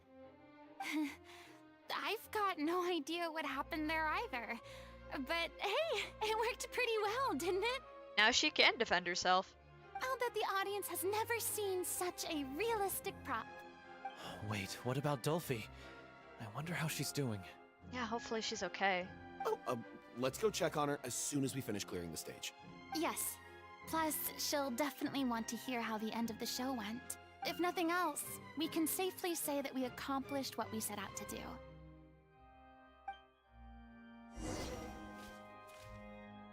I think living in Teyvat would be very much based off of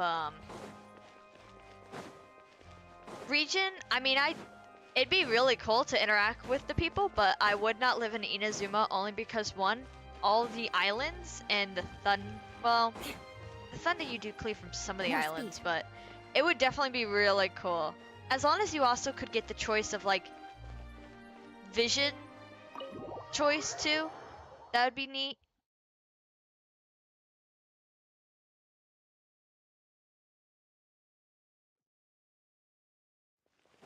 It'd be hella cool. You just gotta pick a good place to live. Where does it want me to go?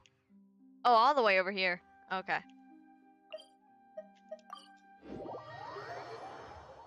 Oh yeah, if like you're the traveler, then yeah.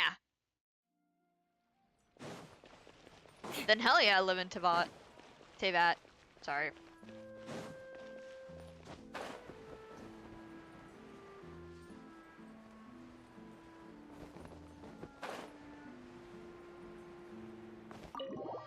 Just ended up having Eula climb the damn door.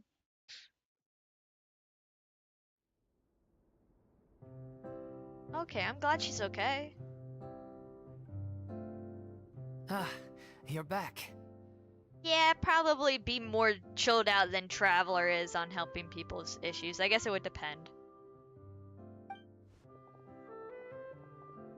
She's doing okay. Her condition stabilized after taking some of her original medication. From experience, though, I'd say she still needs a few more days of rest. How did the performance go? Was it a success? Did the audience like it? You'll be glad to know it was fantastic! Also, you're not gonna believe what happened while Farina was on the stage. You'll probably be able to read all about it in the Steambird first thing tomorrow morning. That's wonderful. I'm so sorry I failed to see it through to the end. I guess I was wrong to try and tough it out to begin with. Oh, don't worry about it. Like they told me after announcing my name during the curtain call, everyone's work deserves recognition. Even though you couldn't see it through to the final scene, the audience was very impressed by your performance. It's safe to say that you made your mark on this memorial show. Well, one way or another, we did it. Yeah, and they gave her the honor. Engulfed in the primordial seawater.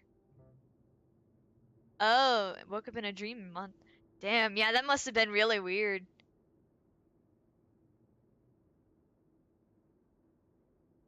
I don't know if I've ever had Genshin influence any of my dreams. Maybe a little, maybe like some of the characters peek into my dreams, but my dreams are always so damn chaotic when I do remember them. I've had bad luck ever since I was born, so I never expect things to go smoothly in life. I'm just happy to know that we went out on a high note. That's all that matters. Blaming your bad luck again, are we? Maybe if you didn't push yourself past your limits so much, your illness wouldn't be flaring up all the time. Oh yeah, probably just like knocked it over. Yeah, fair enough. That would definitely influence the dream for sure, and add a little more realistic feeling to it. Oh, don't you start. I don't have the energy to argue with you right now. Aw, you two clearly care a lot about each other. I don't know what you're talking about. Oh my god, they're both gonna deny it, huh? You mean we never stop arguing with each other? God, why do they never admit it? So, any plans for the next step? After the brilliant performance you put on, the reputation of your troupe is sure to spread through Fontaine like wildfire. You won't have to disband if you don't want to. You could capitalize on the rave reviews and license out the little Oceanid to the bigger theater troupes out there. That would do wonders for your financial situation. No, we should still disband. Yeah, it's what we all agreed to. After all that's happened, I should give you guys some space. But maybe our paths will cross again one day. Hey, don't just walk off! I guess they're probably just disbanding since they really did pull it off for a memorial show, a final show. They all already talked about it before. It's best to know when to end things sometimes. I still want to keep performing, so I might join another troupe. After watching Miss Farina's performance, I think I'm starting to understand our director's infatuation with musicals. You should do it. It suits you. I'd originally hoped to keep performing too, but I don't know if my health will allow me to. Oh, so now you finally got your priorities in order. I guess I'll hold off until you've properly recovered as well. What about you, Miss Farina? Any future plans?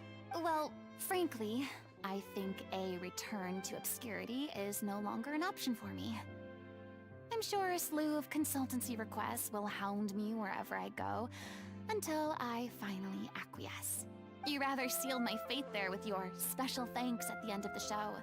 Sorry. It's quite all right. No need to apologize. What I meant to say is that this whole experience has shown me that perhaps I'm not as averse to a return to the stage as I'd previously imagined. Oh, nice that you got Farina.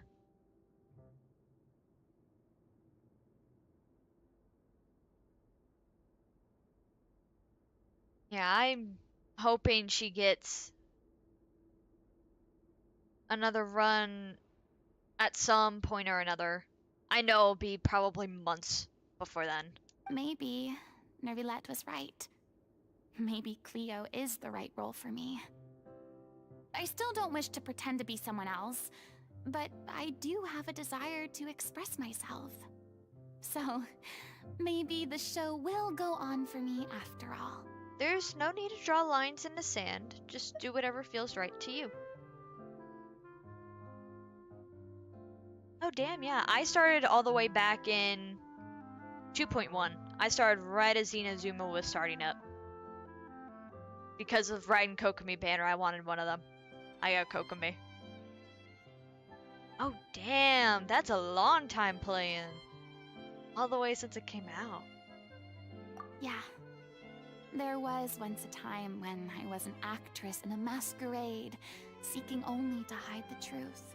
But from now on, I want to spend my time learning real stories about real people and how they touch the lives of others around them. I want to watch them blossom and wither, see them refined on the page, retold on the stage, and remembered long into the future. I'm sure this is what captivated director O'Reilly as well. Sounds like you're ready to stop running from your true calling. The more you get out into the world, the more you'll discover what a fascinating place it is.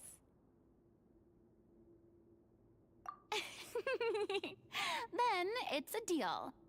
If a vision is a gift from the gods, then I should do my best to honor it.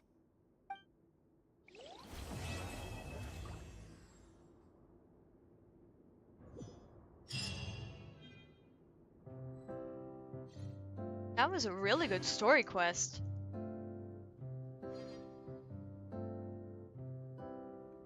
Alright, and I think with Farina and Frame, I'm gonna get fishy out. I think this will sum it up for where we stop for now. And next time we'll probably do either story quest or Notland. I may wait on a story quest till I finish all the Sumeru ones.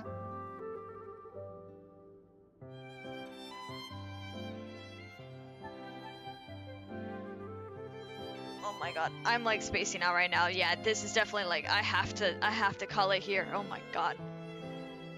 Yeah, I wish you luck with your Tao. Has released numerous works that lay out military strategy. And let me turn the game down a bit, because I think it's getting louder than me. Especially because Kokomi started talking, started blabbing. Alright, so I thank you all for joining me in the Haven today. Next stream, I do not know what we would do, but I know we are going to start introducing Windcraft back into the mix as well. So I'll get back into playing that sometime this week. But it'll probably be a lighter load of streams this week because I'm trying to work on setting up VGen and trying to hopefully get a little more busy. I'm not exactly sure when, but I will release the schedule tomorrow because it has to wait for Tuesday for me to make my schedule, only because I have to wait for my actual job schedule to come out at the same time. And then I can make it right after.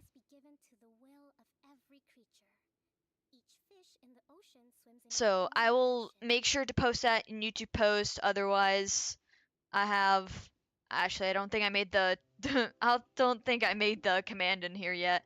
But you know, I got a Twitter and a Blue Sky if anybody has accounts for that. I'll make the command here, and actually I'll probably start listing out commands in the description, because I thought that that would actually probably be a good idea since YouTube doesn't have as much of that availability for that information as Twitch does. So I'll put it somewhere next time. I'll make sure to be a bit better about that. But anyways, sorry for dragging it out. I do thank you all for coming to stay with me in Haven today. Thanks for all the chatting about Genshin and experiencing the Dainslief quest and the Farina quest with me. So I will see you guys next time. Bye bye!